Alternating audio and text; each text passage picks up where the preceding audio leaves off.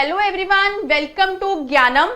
ਤੁਸੀਂ ਇੱਕ mock test attempt ਕਰ ਚੁੱਕੇ ਹੋਗੇ, ਡਿਸਕਸ ਵੀ ਆਪਾਂ ਕਰ ਲਿਆ ਸੀ। ਅੱਜ ਆਪਾਂ ਪੰਜਾਬ ਸੀਰੀਜ਼ ਦਾ ਮੌਕ ਟੈਸਟ 2 ਅਟੈਂਪਟ ਕੀਤਾ ਹੋਣਾ ਹੈ ਤੇ ਉਸ ਦੀ ਆਪਾਂ ਡਾਊਟ ਡਿਸਕਸ਼ਨ ਕਰਨ ਲੱਗੇ ਹਾਂ। ਠੀਕ ਹੈ, पूरा पेपर आप एक बार डिस्कस कर लांगे। ठीक है जी, मैं पहला स्टार्ट कर रही है रीजनिंग तो। ठीक है जी, आई होप पेपर थोड़ा सौखा लग गया होगा तो थोड़े सारे क्वेश्चन अटैम्प्ट होए होंगे। पहला क्वेश्चन किस ते बेस्ड है? अल्फाबेट ते बेस्ड है। Number of letters skipped in between adjacent letter in the series is 2। Option जो दसना है भी यह जी केड़ी ऑप्शन सी जिदे विचों दो लेटर च गैप 2 दा आवे। जिवें कि अपने कोल की गिवन है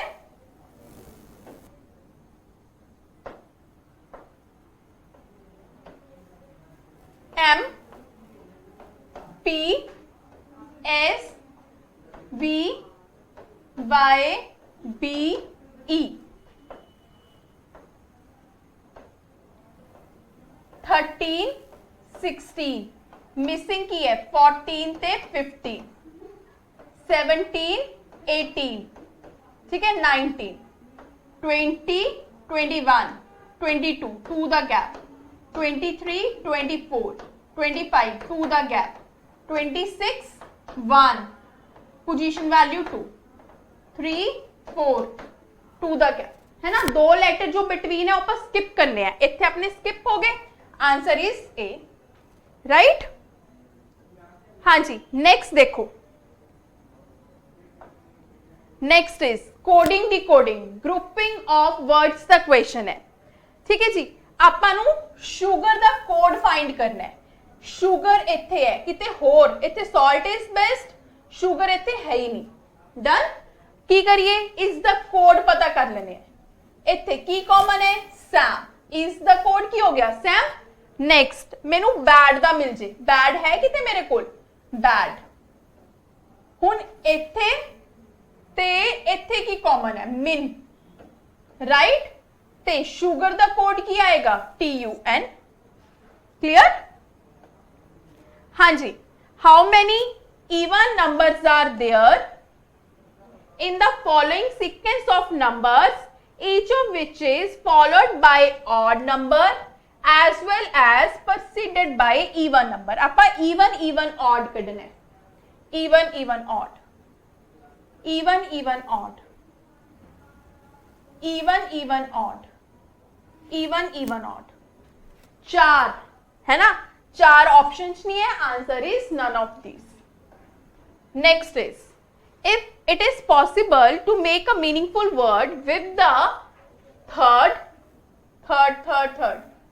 1 2 3 4th 5th 6th 7th 8th 9th 10th SRUE meaningful word किया होगा श्योर। ठीक है जी, की क्या कि अगर एक मीनिंगफुल वर्ड आंदा तो थर्ड लेटर थोड़ा आंसर है। ठीक है, अगर कोई भी मीनिंगफुल वर्ड नहीं आता तो एक्स थोड़ा आंसर है, अगर एक तो ज्यादा आए तो एम। हुन थर्ड लेटर की आएगा अपना आर। क्लियर? हाँ जी। ओ देखने तो बहुत बड़ा लग रहा है पर क्वेश्चन बहुत इजी है। की क्या गया? There are 6 women Shalini, Ritu, Rashmi, Nisha, Divya and Reena from a family of 12 members। There are few married couples in the family, none of the grandchildren are married। Sunil is married in the family। Sunil is married in the family। Sunil married है। ठीक है। Rohan, Mahesh and Jatin have a nephew Dipesh who is only son of Rashmi। Rohan, Mahesh and Jatin। ठीक है जी, इन्हां दा nephew कौन है? नेफ्यू का नाम की सी? दिपेश, जो कि नेम तो मेल पता चल रहा है। ते रश्मि का इकलौता बेटा है, यह मेल होए रोहन। ठीक है, रोहन है, राइट। रोहन ही क्या सी? Ravi is paternal grandfather of Nisha. Grandfather मतलब दादाजी, इत्थे किते निशा होगी, इन्हां दे विचों किस दी बेटी। ठीक है, ते इन्हां दे पापा कौन है? रवि। एनी डाउट हो ही नहीं सकता, है ना जी। Next, Ravi is paternal grandfather of Nisha, Ritu is daughter in law of Shalini. Ritu daughter in law है शालिनी दी, ठीक है जी, डॉटर इन लॉ है शालिनी, मतलब शालिनी तो इत्थे आएगी क्योंकि ग्रैंड चिल्ड्रन तो कोई मैरिड ही नहीं है। हुण रितु इसकी वाइफ भी हो सकती है, इसकी भी पता नहीं, बाद चो देखते हैं। रीना कजन है दीपेश दी, ठीक है जी, रीना फीमेल हुई। शालिनी दे 3 ग्रैंड चिल्ड्रन है जो कि आप बना चुके। Mahesh has 2 brother, Mahesh they 2 brother है, ठीक है, एक सिस्टर है, डन। ते एक सिस्टर इन लॉ है दिव्या, ठीक है जी, सिस्टर इन लॉ कौन है? दिव्या। पहला केड़ी रह गई सी? Ritu, Ritu is the daughter in law, पहला रितु बनानी सी, हुण एक दिव्या भी आ गई। दीपेश दे अनमैरिड मैटरनल अंकल है जतिन, मतलब इन्हां दा विआह नहीं होया। हुण की करिए? एक तां रितु बिठानी है ते एक दिव्या। महेश दे 2 ब्रदर ने ते एक भाभी है दिव्या। हुण जो भाभी है दिव्या महेश दी, तो दिव्या तो फिर इहदी वाइफ हुई। ते रितु किस दी वाइफ हुई? रितु जो है वो महेश दी वाइफ हुई, है ना। यह आरती कौन सी? सन ऑफ रश्मि। रितु इसदी वाइफ है महेश दी, ठीक है जी, डन। अगे दीपेश दे अनमैरिड जतिन सी, जतिन ब्रदर इन लॉ है सुनील दे, ठीक है जी, सुनील रश्मि दा हस्बैंड होया। रोहन पैटर्नल अंकल है निशा दे, रोहन अंकल है निशा दे, तो निशा जिन्हां दा विआह होगा उन्हां दी कुड़ी होगी हुण, है ना। महेश ते रितु दी होई, ठीक है जी, ठीक। रितु हैज 2 डॉटर्स, रितु ये 2 कुड़ियां जिन्हां विचों निशा एक है, तो दूसरी कौन हुई? आर वाली। आर वाली दूसरी लड़की की सी? रीना। गल खत्म। How many married couples are there in the second generation? Second generation किन्ने मैरिड कपल है? 1 2 ते 3, आंसर इज 3, ठीक। नेक्स्ट इज दीपेश कौन है? हाँ जी, दीपेश आहासी, ऑप्शन च देखना पड़ेगा। महेश दा बेटा है ना, महेश दा बेटा नहीं है। रवि दा ग्रैंड सन है, बिल्कुल ठीक। रोहन दा सन है ना। सुनील दा नेफ्यू है ना, सुनील दा ता बेटा है, ठीक। हाँ जी, निशा कौन है? निशा कौन है? रोहन दी डॉटर सी ना, निशा महेश ते रितु दी डॉटर है। रीना दी कजन है, रीना दी ता सिस्टर है। जतिन दी मदर है ना, नन ऑफ दीज, ठीक। हाँ जी, which one of the following is married couple? Rohan ते रितु मैरिड है ना। रीना's कजन, रीना दी कजन मैरिड है नहीं जी। Jatin which one of the following is married couple? Jatin दी मदर कोई चीज नहीं बनती, answer is Mahesh and Ritu. 2 option था बिल्कुल ही रद्दी सी, ठीक है। हाँ जी, रश्मि इज, हुण रश्मि कौन सी? रश्मि सी दीपेश दी मम्मी ते सुनील दी वाइफ। महेश दी वाइफ ना, निशा दी मदर ना, रीना दी आंट, बिल्कुल रीना दी बुआ सी, बिल्कुल ठीक है। हाँ जी, which of the following is true? Dipesh Mahesh दा बेटा है ना। रवि हैज 2 मैरिड चिल्ड्रन ना, रवि दे 3 बच्चे मैरिड है। Ravi is the paternal grandfather of Reena, बिल्कुल ठीक। हाँ जी, if second day of month is Friday, which of the following would be the last day of the month next month which has 31 days? एक month है इत्थे, वो मैनू पता नहीं किन्ने दिन है, लेकिन अगला मंथ 31 दा जरूर है। ते इस मंथ दा सेकेंड डे की है उस दिन? फ्राइडे। पर जे मैनू इस मंथ दा नहीं पता, जे तो यह मंथ है जुलाई, तो इस 31 दिन होए, जे मंथ है जून का तो 30 दिन होए, मैनू नहीं पता मंथ किन्ने दिनों दे, तो मैं की आंसर करूंगी? इत्थे ट्यूसडे गलत लिखा है ना, इत्थे की आना चाहिए आंसर?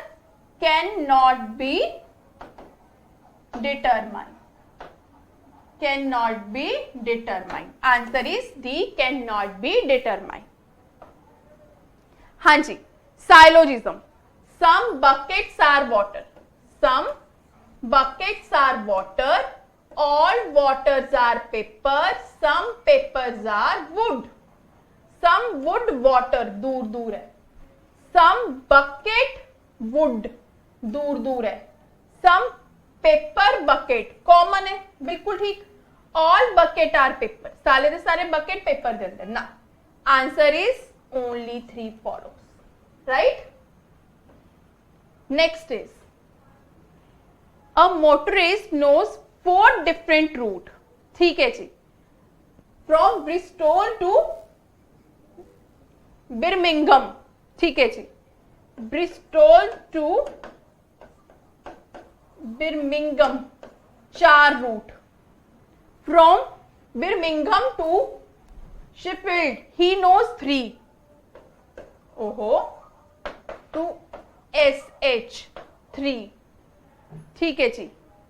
एंड फिर 3 रूट कितों पता है? शेफील्ड टू, ठीक है जी। हाउ मेनी टोटल रूट, ठीक है जी, इथों तो इथे तक दे किन्ने टोटल रूट पता है?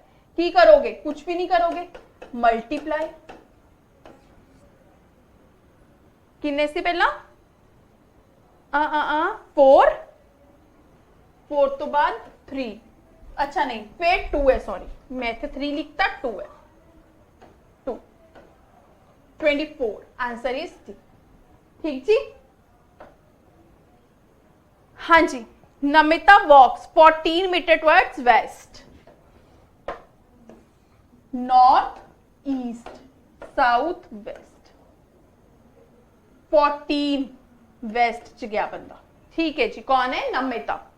फिर उन्हें की किया? Turn left and walks 10, face इधर है 10, ठीक जी, ठीक है।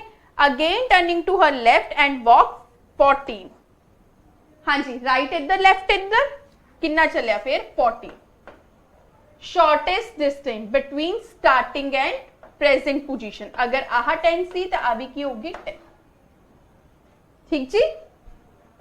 Next is 3 of the following 4 are alike, odd one out, Devanagari,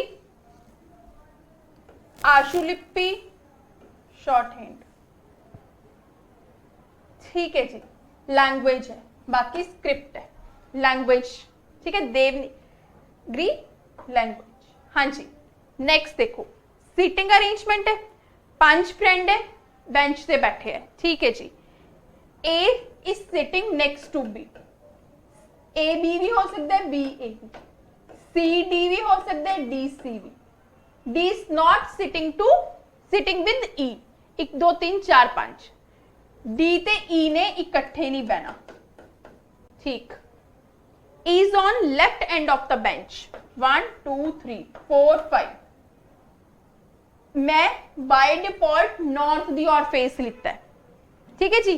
की क्या मैनू D is left end of the bench, यह राइट होया, यह लेफ्ट होया, इथे ई बैठा, सी सेकंड पोजीशन फ्रॉम राइट, ठीक है। सी दे नाल डी ने आना है, मतलब डी इथे आएगा, ताई ए बी ਲਈ आही जगह बची। चलो अगे, be on left side of the A and on the right side of E, E they right side ते, राइट इधर लेफ्ट इधर, बी लेफ्ट साइड ते है ए दे, मतलब इथे ए इथे बी, ठीक। A and C are sitting together, बिल्कुल ठीक। What is at what position A is sitting? Centre between B and C. Next, who is sitting centre? A centre C. What is the position of B? Second from left, इधरों second position थे, second from left, अगे next ही नहीं हो रहा। What is the position of D? D दी position की है, डी कितने सी? बिल्कुल राइट, एक्सट्रीम राइट। जो तुम एक बार क्वेश्चन करते हो ना तुहानू याद हो जाती है चीज़ां। इन अ रो ऑफ बॉयज जीवन 7th फ्रॉम स्टार्ट, मतलब left, 11th from right. We another row of boys, in the another row of boys Vikas 10th from start and 12th from end। ठीक है, टोटल दसना है दोनों नु ऐड 17। ठीक है जी, 21 ऐड करोगे तो आंसर 38। ऑप्शन नहीं है क्योंकि अपना फॉर्मूला की है लेफ्ट प्लस राइट -1। इथों लेफ्ट प्लस राइट -1 करके आप आंसर किया। ठीक है, इथों भी लेफ्ट प्लस राइट -1 करके आप आंसर करांगे तो दोनों टोटल नु आप ऐड करांगे। जे मैं 17 + 21 करा तो आंसर की बनना चाहिए 38। ऑप्शन नहीं है तो answer is none of these. Thank you guys. इत्थे आपां रीजनिंग दा मॉक टेस्ट डिस्कस किया। ठीक है, इसी तरीके नाल सारे सब्जेक्ट तुसी देखोगे। Thank you. Hello students, welcome to ज्ञानम।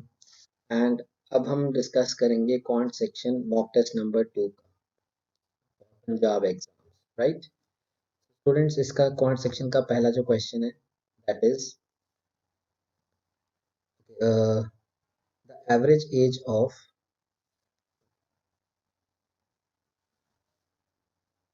30 students of a class is 30 years. इसका मतलब 30 स्टूडेंट्स हैं, नंबर ऑफ स्टूडेंट्स इज 30, जो एवरेज एज है that is 30 years.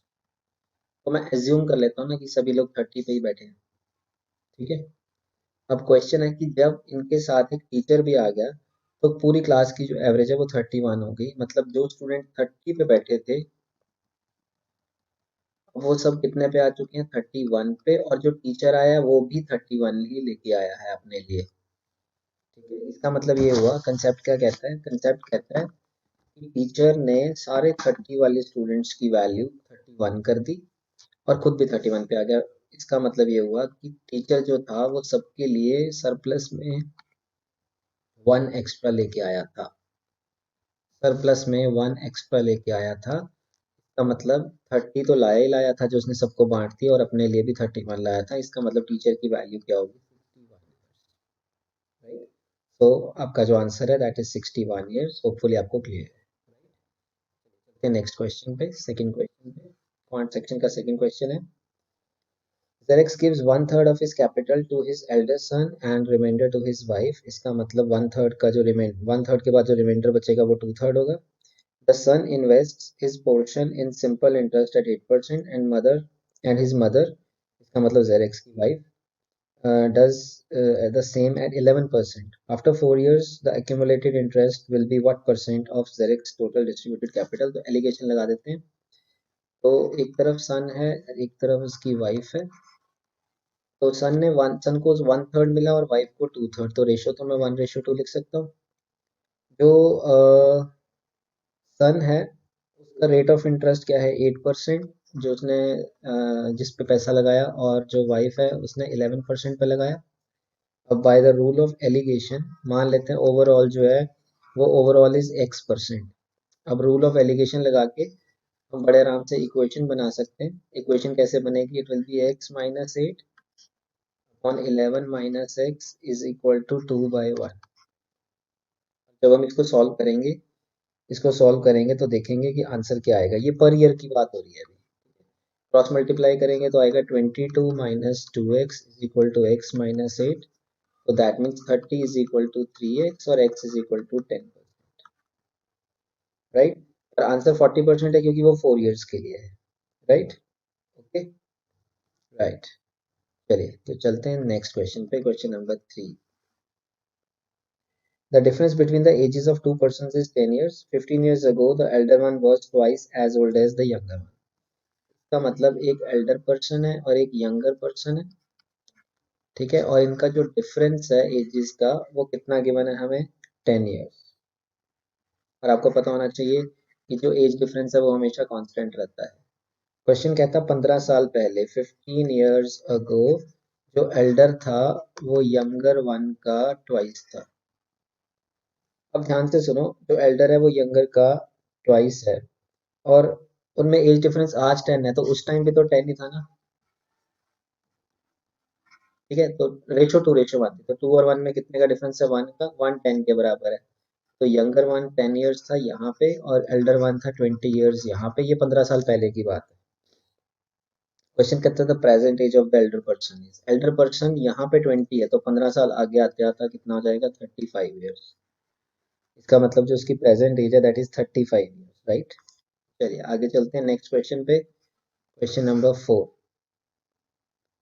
Okay, rupees 53 is divided among A, B and C in such a way that A gets rupees 7 more than B, A gets rupees 7 more than B, and B gets rupees 8 more than C, B gets rupees 8 more than C,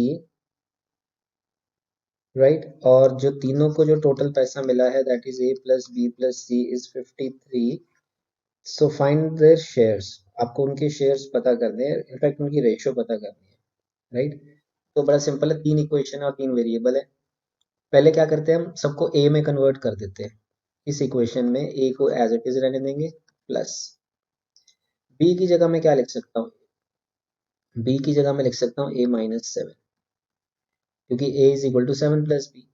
और मैं सी की जगह क्या लिख सकता हूँ, सी is basically B-8 और B क्या है A-7, तो इसका मतलब A-7 - 8 मतलब -15 इज इक्वल टू 53। यहाँ से मेरे पास आएगा 3A is equal to 53 plus 22 यानी कि 75। इसका मतलब ए की वैल्यू मेरे पास आ गई 25। थोड़ी सी कैलकुलेशन क्विक करो अपनी। अब अगर A-25 आ गया मेरे पास तो मैं इस इक्वेशन में पुट कर दूंगा, A-25 है तो बी कितना आ गया 18,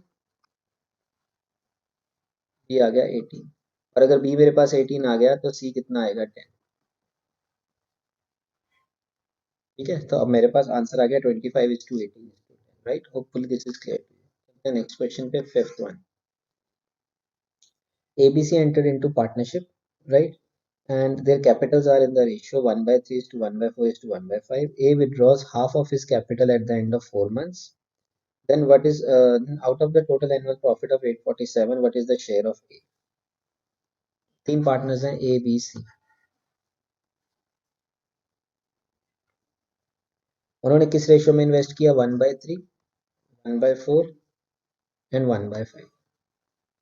एलसीएम ले लेते हैं, 60 आ गया, 60 से मल्टीप्लाई कर देते हैं तो ये आ गया 20, ये आएगा 15 एंड ये आएगा 12।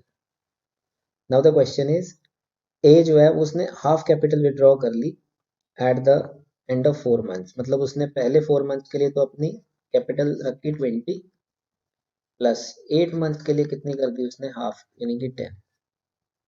जबकि बी ने 12 मंथ के लिए बिल्कुल नहीं चेंज की, सी ने 12 मंथ के लिए बिल्कुल नहीं चेंज की।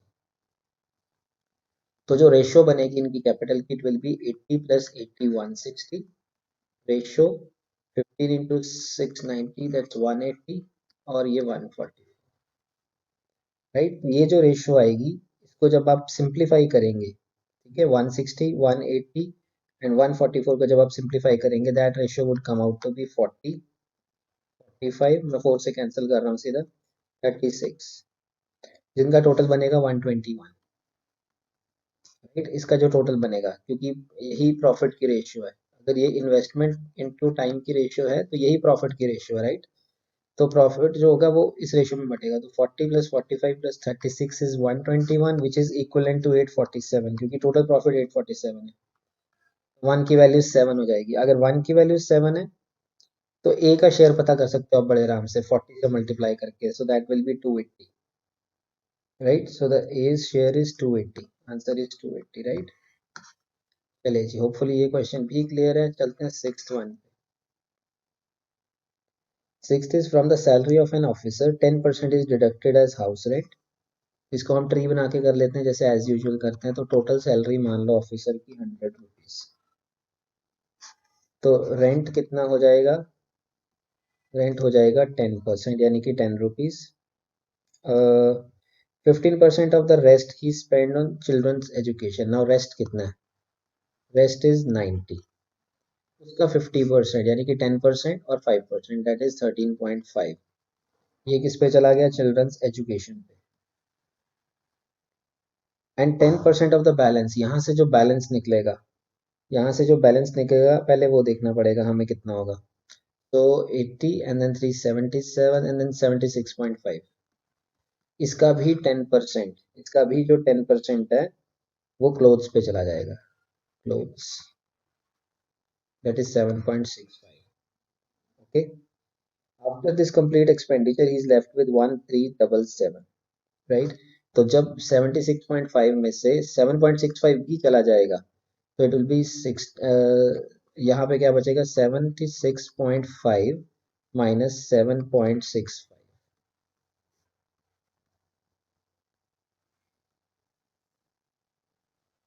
तो इट विल बी 68.85, राइट। अगर ये 68.85 है तो ये किसके बराबर है, दिस इज इक्वलेंट टू 1377, 1377। तो यहाँ से आप 100 की वैल्यू निकाल सकते हो क्योंकि आपसे टोटल पूछा हुआ इक्वेट करके।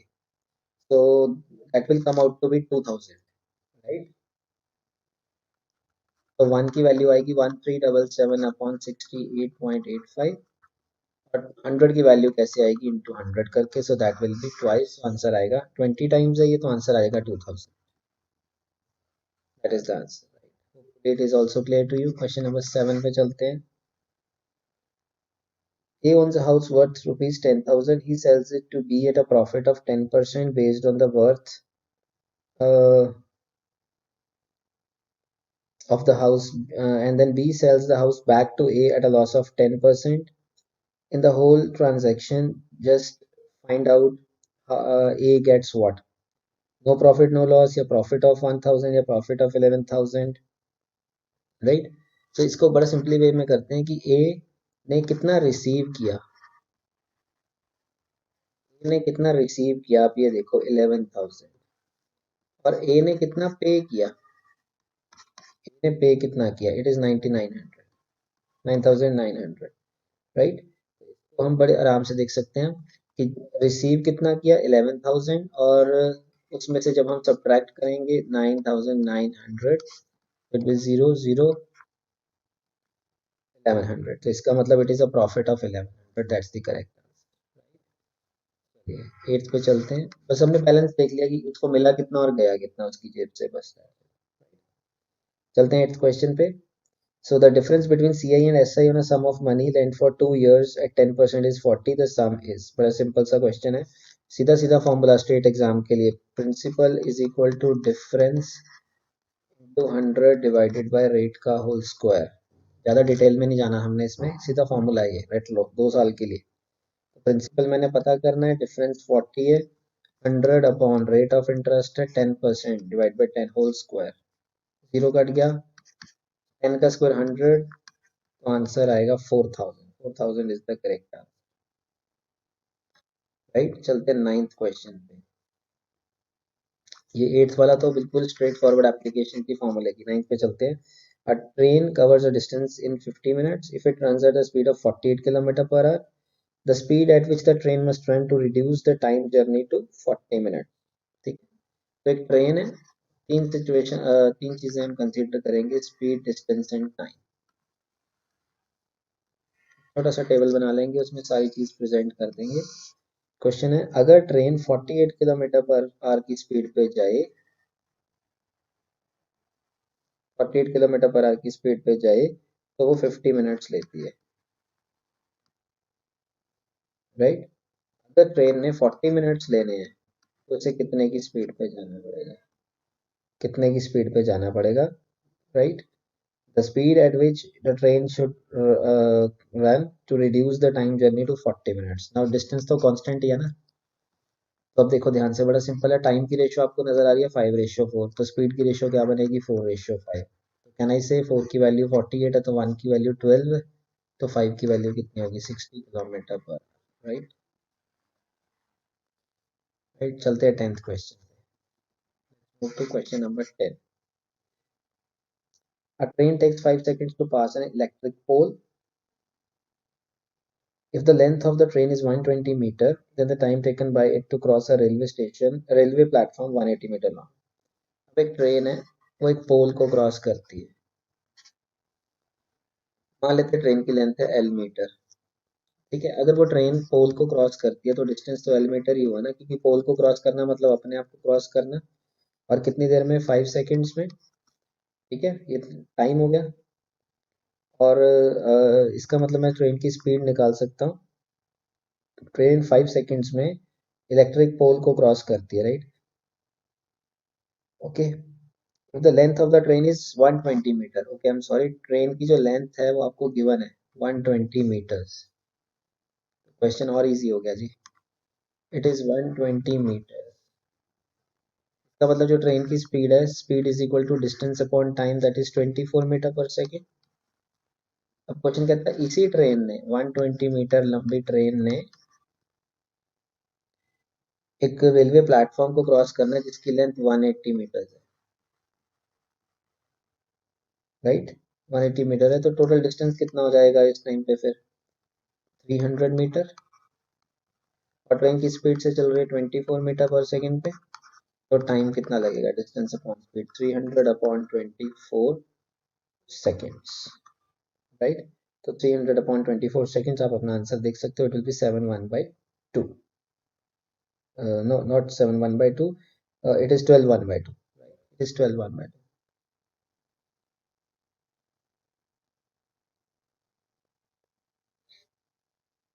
राइट, चलिए जी 11th क्वेश्चन पे चलते हैं। Okay, the current of a stream runs at 1 kilometre per hour, मतलब वाटर की स्पीड है 1 kilometre per hour. Motor boat goes 35 kilometre upstream and back, मतलब वापस सेम डिस्टेंस आए to the starting point in 12 hours. So find the speed of the motor boat in still water. देखो उसे total कितना time लगा, 12 hours, ये total time है। तो आप भी टोटल टाइम लो, जाने का टाइम प्लस आने का time. Time is equal to distance upon speed. जाते हुए कितनी लगेगी? स्पीड ऑफ पर क्या पता करना है हमें? स्टिल वाटर में, उसे x मान लेते हैं, right. Boat plus water, water की स्पीड आपको गिवन है 1। वापसी में अपस्ट्रीम x माइनस, राइट। ये वाला टाइम क्या है? मैं रिपीट कर देता हूँ, ये वाला टाइम क्या है? डाउनस्ट्रीम का टाइम। ये वाला टाइम क्या है? अपस्ट्रीम का टाइम। और टोटल टाइम क्या है? 12 आवर्स, राइट। ओके, तो टाइम क्या होता है? Distance upon speed. ट्रेन गई कितना डिस्टेंस? 35। और कितने की स्पीड पे गई? x+1। x+1 क्यों? क्योंकि डाउनस्ट्रीम में स्टिल वाटर में जो स्पीड है वो x है और वाटर की स्पीड 1 है। एंड सिमिलरली अपस्ट्रीम में x माइनस, राइट। तो 35 upon x+1 plus 35 upon x-1 is 12। आपको पता करना है x की वैल्यू। तो सॉल्व मत करो, यूज ऑप्शन। आपको सॉल्यूशंस में भी यही मिलेगा, यूज ऑप्शन। क्वाड्रेटिक बन जाएगी नहीं तो। और जब आप x की वैल्यू अपनी ऑप्शंस में से उठाओगे, पहली ऑप्शन 6 है, की जगह 6 रखोगे तो 35/7 plus 35/5 will be 5 plus 7 which is 12, और हमें चाहिए भी कितना था? 12। So that is the correct answer, right. चलिए 12th क्वेश्चन पे चलते हैं जी। 11th one was very easy. 10 men can finish a work in 10 days, whereas it takes 12 women to finish a work in 10 days. If 15 men and 6 women undertake to complete the work, how many days will they take to complete it? ठीक है, चलो देखते हैं। 10 men जो है वो कितने days में काम करते हैं? 10 डेज में। मतलब 1 मैन कितने में करेगा? 100 डेज में। एक इन्फॉर्मेशन मुझे और गिवन है, 12 women 10 डेज में करती है। 12 women वो भी 10 डेज में करती है। तो 1 वुमेन कितने में करेगी? 120 डेज में। 1 वुमेन कितने में करेगी? 120 डेज में। तो मैं वर्क को डिफाइन कर लेता हूँ एलसीएम लेके। मान लेते हैं काम है 600 यूनिट्स। मैन की एफिशिएंसी क्या हो जाएगी? 6 यूनिट्स पर डे। वुमेन की एफिशिएंसी क्या हो जाएगी? 5 यूनिट्स पर डे। अब काम करवाना किससे है हमें? काम करवाना है हमें 15 मेन से प्लस 6 वेमेन से। तो इनकी एफिशिएंसी देखते हैं। अब देखो 1 मैन की एफिशिएंसी कितनी थी 6, तो 15 मैन की कितनी हो जाएगी 90, 1 वुमन की थी 5, 6 की कितनी हो जाएगी 30, तो एफिशिएंसी हो जाएगी 120 यूनिट्स पर डे। वर्क करवाना कितना है 600, जिनसे करवाना है उनकी एफिशिएंसी है 120, तो टाइम कितना लगेगा 5, राइट। टाइम कितना लगेगा 5 days। Answer is 5 days, right, not 4, it is 5 days। Okay, next question पे 13। Okay, if a certain number of workmen can do a work in 25 days, in what time will another set of an equal number of men will do a piece of work twice as great? Double काम करना है उन्होंने। Supposing that two of the first set can do as much in an hour as three of the second set. Right? First set के 2 लोग is equivalent to second set के 3 लोग। इसका मतलब x की जगह मैं 3/2 y लिख सकता हूँ, राइट। तो अब मैं चेन रूल लगा दूंगा इसमें। चेन रूल कैसे लगेगा देखो, 25 डेज में काम करते हैं एक काम, लेकिन उधर वो 2/3 है इसके, वो कितने डेज में काम करेंगे, मान लेते हैं उसको k डिवाइडेड बाय 2। 2 क्यों, डबल काम करना, x से x कैंसिल हो गया जी, राइट। सो k की वैल्यू क्या आएगी 25 इंटू 2 डिवाइडेड बाई 2/3, जो कि 3/2 हो जाएगा, दैट इज k। 2 से 2 कैंसिल हो गया, answer is 75, right. First set के 2 लोग is equal to second set के 3 लोग, वहां से एफिशिएंसी की रेशियो आ जाएगी और वो हमें चेन रूल पे अप्लाई करना। Okay, I hope it is clear. Question number 14 पे। 14 है, pipe A and B can fill a tank in 12 minutes and 15 minutes respectively. Third pipe C can empty the full cistern in 6 minutes. A and B are kept open for 5 minutes in the beginning and then C is also open. Then in what time will the tank be empty? Right? Okay. So A का 1 minute का काम कितना हो जाएगा, चलो ऐसे कर लेते हैं, A 12 मिनट्स में काम करती है और B 15 मिनट्स में काम करती है और C 6 मिनट्स में काम जो है वो खाली कर देती है। एलसीएम आ गया इनका 60 लीटर्स का जो था वो टैंक था। ए की efficiency 5 litres per minute, B की एफिशिएंसी 4 लीटर्स पर मिनट और सी की efficiency -10 litres per minute, right. अब A and B are kept open for 5 minutes. 1 minute में कितना होगा 9, 5 मिनट्स में ए प्लस बीज 5 मिनट्स वर्क, वो देखते हैं पहले कितना होगा। ए और बी का 1 मिनट का वर्क क्या है 9, तो 5 मिनट का वर्क क्या होगा 45 litre. Okay,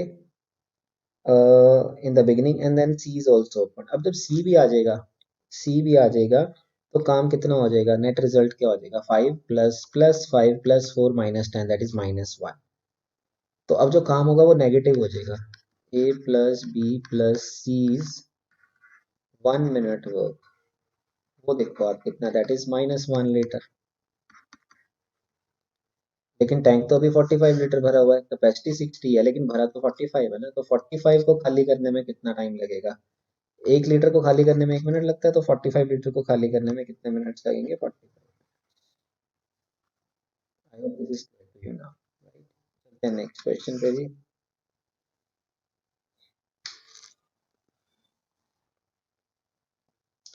Card is drawn from a pack of 52 cards. What is the probability that it is a jack or blue black suit? Right, it is a jack of black suit, right? So it is बड़ा simple सा है, 2C1, दो में से कोई एक होगा लेकिन total probability number of ways क्या आएंगे 52C1। रिक्वायरमेंट है 2C1 that is 2, total number ways है 52C1, so 1/26 is the answer. Next पे चलते हैं 16। Okay, Rajiv earns 3/2 times in January, April, July, and October than his average earnings, right? So average earning of rupees 600 per month in the rest of months. Okay, so हम बड़े आराम से equations बना सकते हैं इसकी. So his savings in the month of January, April, July and October goes to 5 by 4 times that of rest months savings of rupees 400 per month in the year, right? तो हम क्या करेंगे, जनवरी प्लस अप्रैल प्लस जुलाई plus अक्टूबर की salary निकाल लेंगे. That will be equal to 3/2 of 600 per month, that is 900, right? So total earning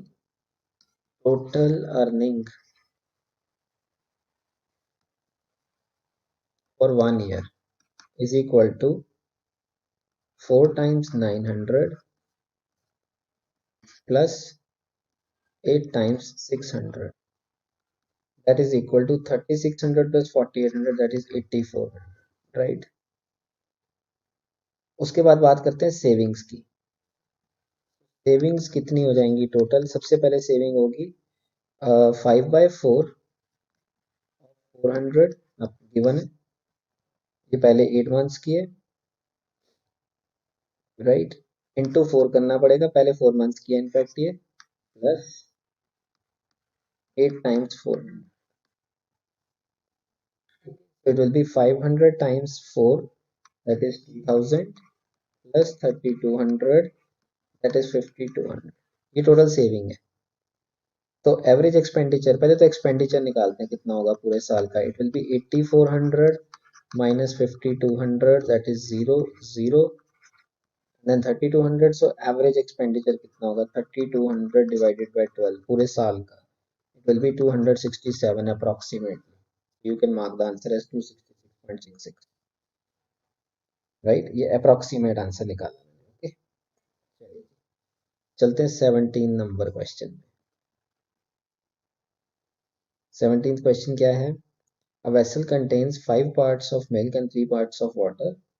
What part in this mixture must be withdrawn and then substituted with water so that the ratio becomes 1:1? पहले milk कितना होगा, 5/8. इसमें हमने mix क्या करना है, water, तो मतलब मिल्क 0 है, और रिजल्टेंट क्या चाहिए हमें, 1/2 मिल्क. मिल्क यहाँ पे कितना है, 5/8. यहाँ मिल्क कितना है, 0. और यहाँ हमें मिल्क कितना चाहिए, रिजल्टेंट 1/2, राइट? तो यहाँ पे क्या आएगा, 1/2.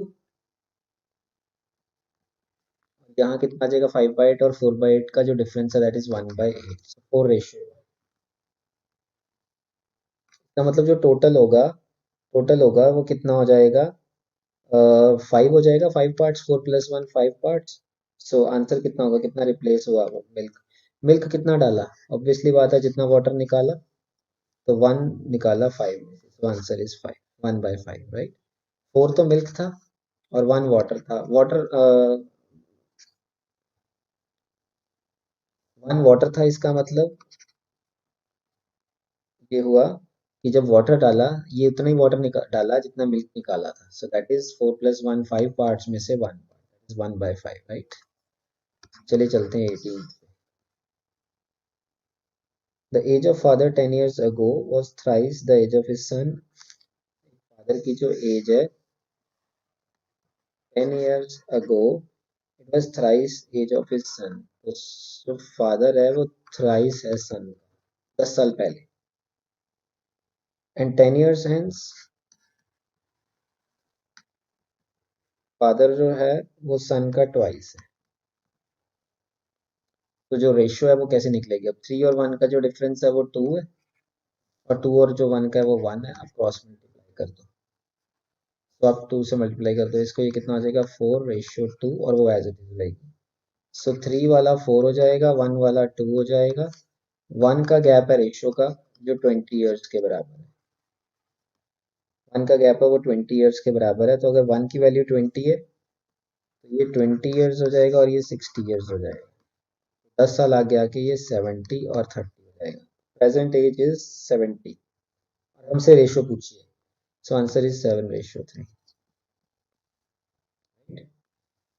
19.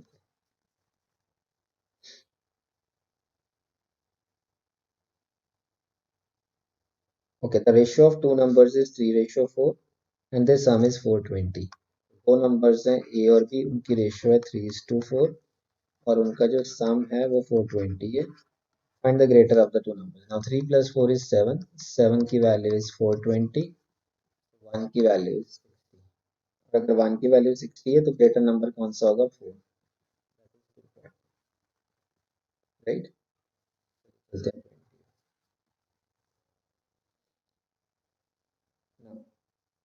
6 times A is capital is equal to 8 times B capital is equal to 10 times C is capital, then find the ratio of their capital. तो जब भी एक से ज़्यादा इक्वल टू हो तो एक और इक्वल टू खुद अपनी तरफ से लगा के k पुट कर दिया करो. Now A will be equal to k by 6, B will be equal to k by 8 and C will be equal to k by 10. तो जब आप ABC की रेशियो निकाल लोगे so it will be k by 6, k by 8, k by 10. k cancel out. 1 by 6, 1 by 8 और 1 by 10 की ratio है. Integers में कन्वर्ट करोगे तो ये कितनी हो जाएगी? आपको इससे मल्टीप्लाई करना पड़ेगा 120 से. 120 से करोगे तो it will B 20 ratio 15 ratio 12. That is the correct. Okay. So these were 20 questions for mock test 2, right? Punjab exams. Okay.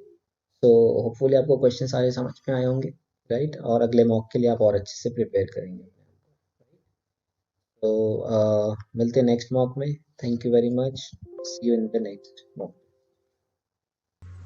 Hello everybody, I welcome you all to Gyanam. My name is Varnika and today I am here to help you find out the English solutions जिसका आपने अभी test दिया है.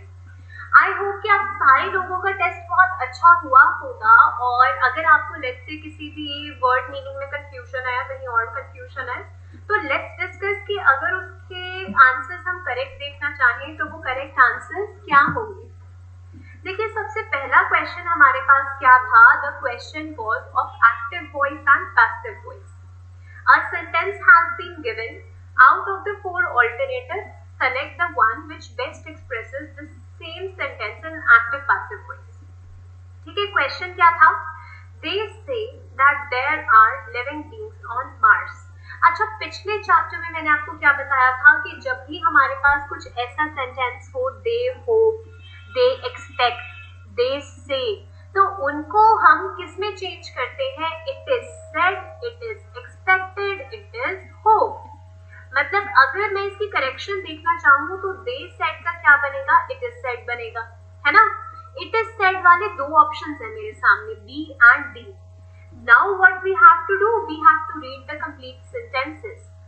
B में क्या है? it is said that there are people living on Mars. people की बात कहाँ से आई? यहाँ पे तो लिविंग बीइंग्स है. अगर लिविंग बीइंग्स है तो लिविंग बीइंग्स ही रहना चाहिए. तो here your correct answer is D.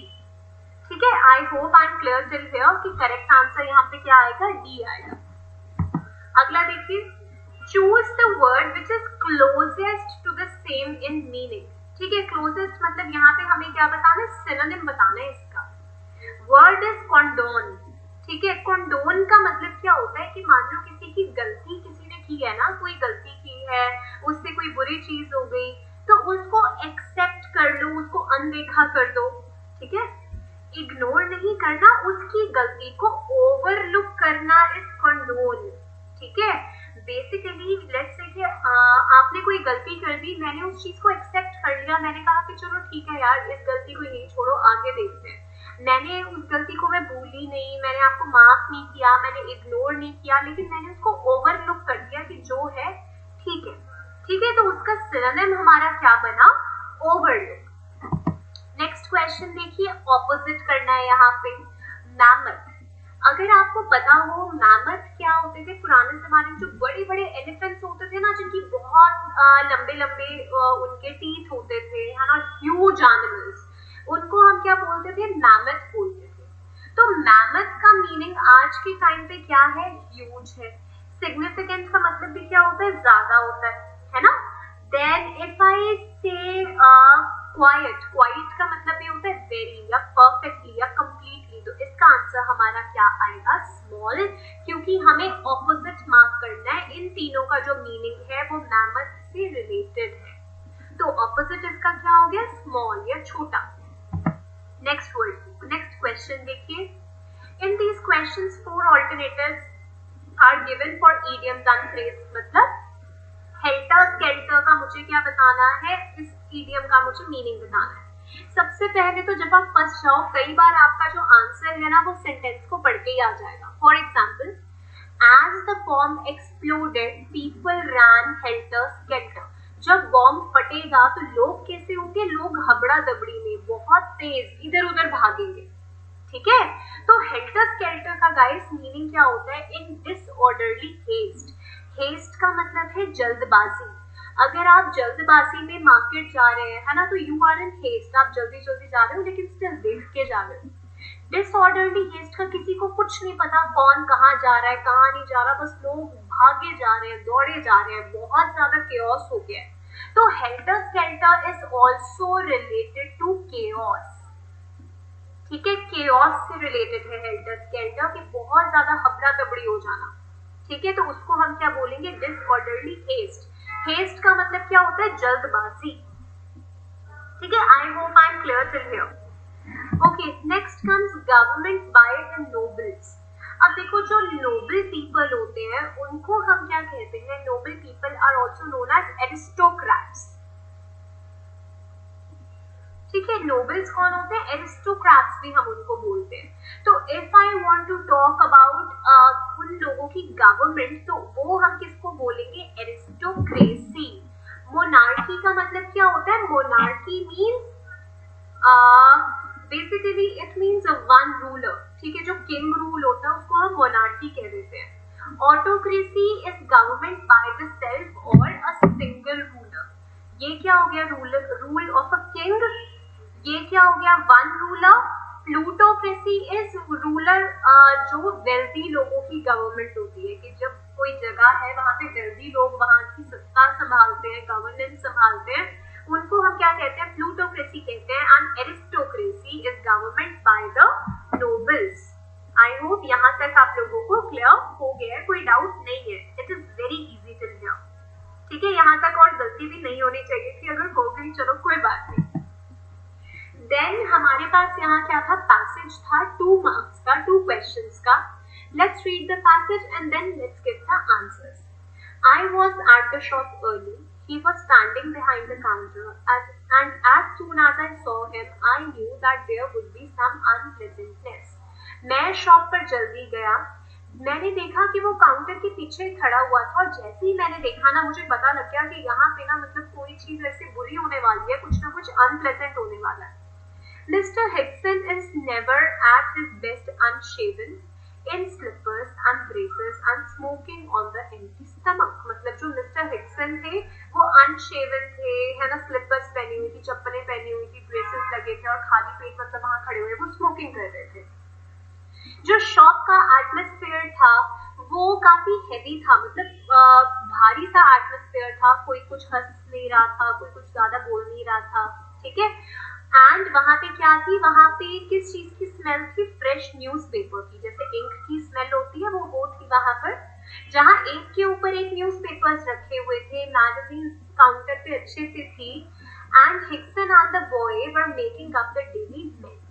ठीक है, मतलब वो लोग कोशिश कर रहे थे कि वो रूटीन में ऐसे कुछ सेल करें। अच्छा, अब शॉप पर मिस्टर हिक्सन कैसे थे, his joy of smoking, his slipshod condition, most unusual condition, in a strange mood। तो यहाँ पर इसका आंसर अगर मैं मार्क करना चाहूँ तो देखिए गाइस क्या आएगा, हमें पता है ना यहाँ पे वो स्मोकिंग करते हुए पाए गए, तो your answer has to B A here, कि he appeared to be smoking। ठीक है, अगला देखिए, ओवरऑल शॉप का एटमॉस्फेयर कैसा था, एटमॉस्फेयर प्लेजेंट नहीं था। ठीक है, वही हमें बोल रखा है, इनएक्टिविटी भी नहीं थी क्योंकि न्यूज़पेपर्स वगैरह रखे हुए थे उन्होंने बोला, बिजनेस लाइफ भी नहीं था, ऐसा नहीं था कि वो बिल्कुल बिजनेस करने के लिए खड़े हुए थे, लेकिन शॉप का एटमॉस्फेयर हैवी था, ये तो चीज हमें बताई रखी है। ठीक है, तो ये आपके बिल्कुल डायरेक्ट क्वेश्चंस थे, इनमें बहुत ज्यादा कुछ कंफ्यूजन वाली बात नहीं थी। नेक्स्ट क्वेश्चन देखिए, यहाँ पर क्या है, out of the given group of words choose the misspelled one. Anxiety, यही स्पेलिंग होते होती है, अकोमोडेशन की यही होते हैं, एलर्जी यही होते हैं, गलती कहाँ की, एंकल, और एंकल में क्या होता है, ये होते हैं, KLE होता है, KEL नहीं होता। Now if you have the question कि इनको हम अपना इम्प्रूव कैसे करें गाइस, ये इम्प्रूव आपके with the help of practice ही होंगे, ठीक है, तो please make sure that you practise it enough, क्योंकि ये आपकी इसकी कोई ट्रिक बहुत ज्यादा नहीं होती है, ठीक है, इसमें आपकी सिर्फ ऑब्जर्वेशन स्किल्स यूज होती है ज्यादा से ज्यादा। लास्ट 2 क्वेश्चंस हमारे फिल इन द ब्लैंक्स के थे। She is asking dash some questions, वो उनसे कुछ सवाल पूछ रही है। अब देखो आस्किंग के साथ हम टू नहीं लगाते, फॉर नहीं लगाते, उनके लिए नहीं पूछ रही, ठीक है, आस्किंग के साथ में सीधा सीधा हम क्या लगाएंगे, यहाँ पे हमारा answer will be A, she is asking them some questions, वो उनसे कुछ सवाल पूछ रही है, she is telling them a few points, वो उनको बता रही है, तो आस्किंग टेलिंग इनके साथ में भी अवॉइड टू, ठीक है, फॉर और ऑफ तो वैसे ही नहीं आएगा।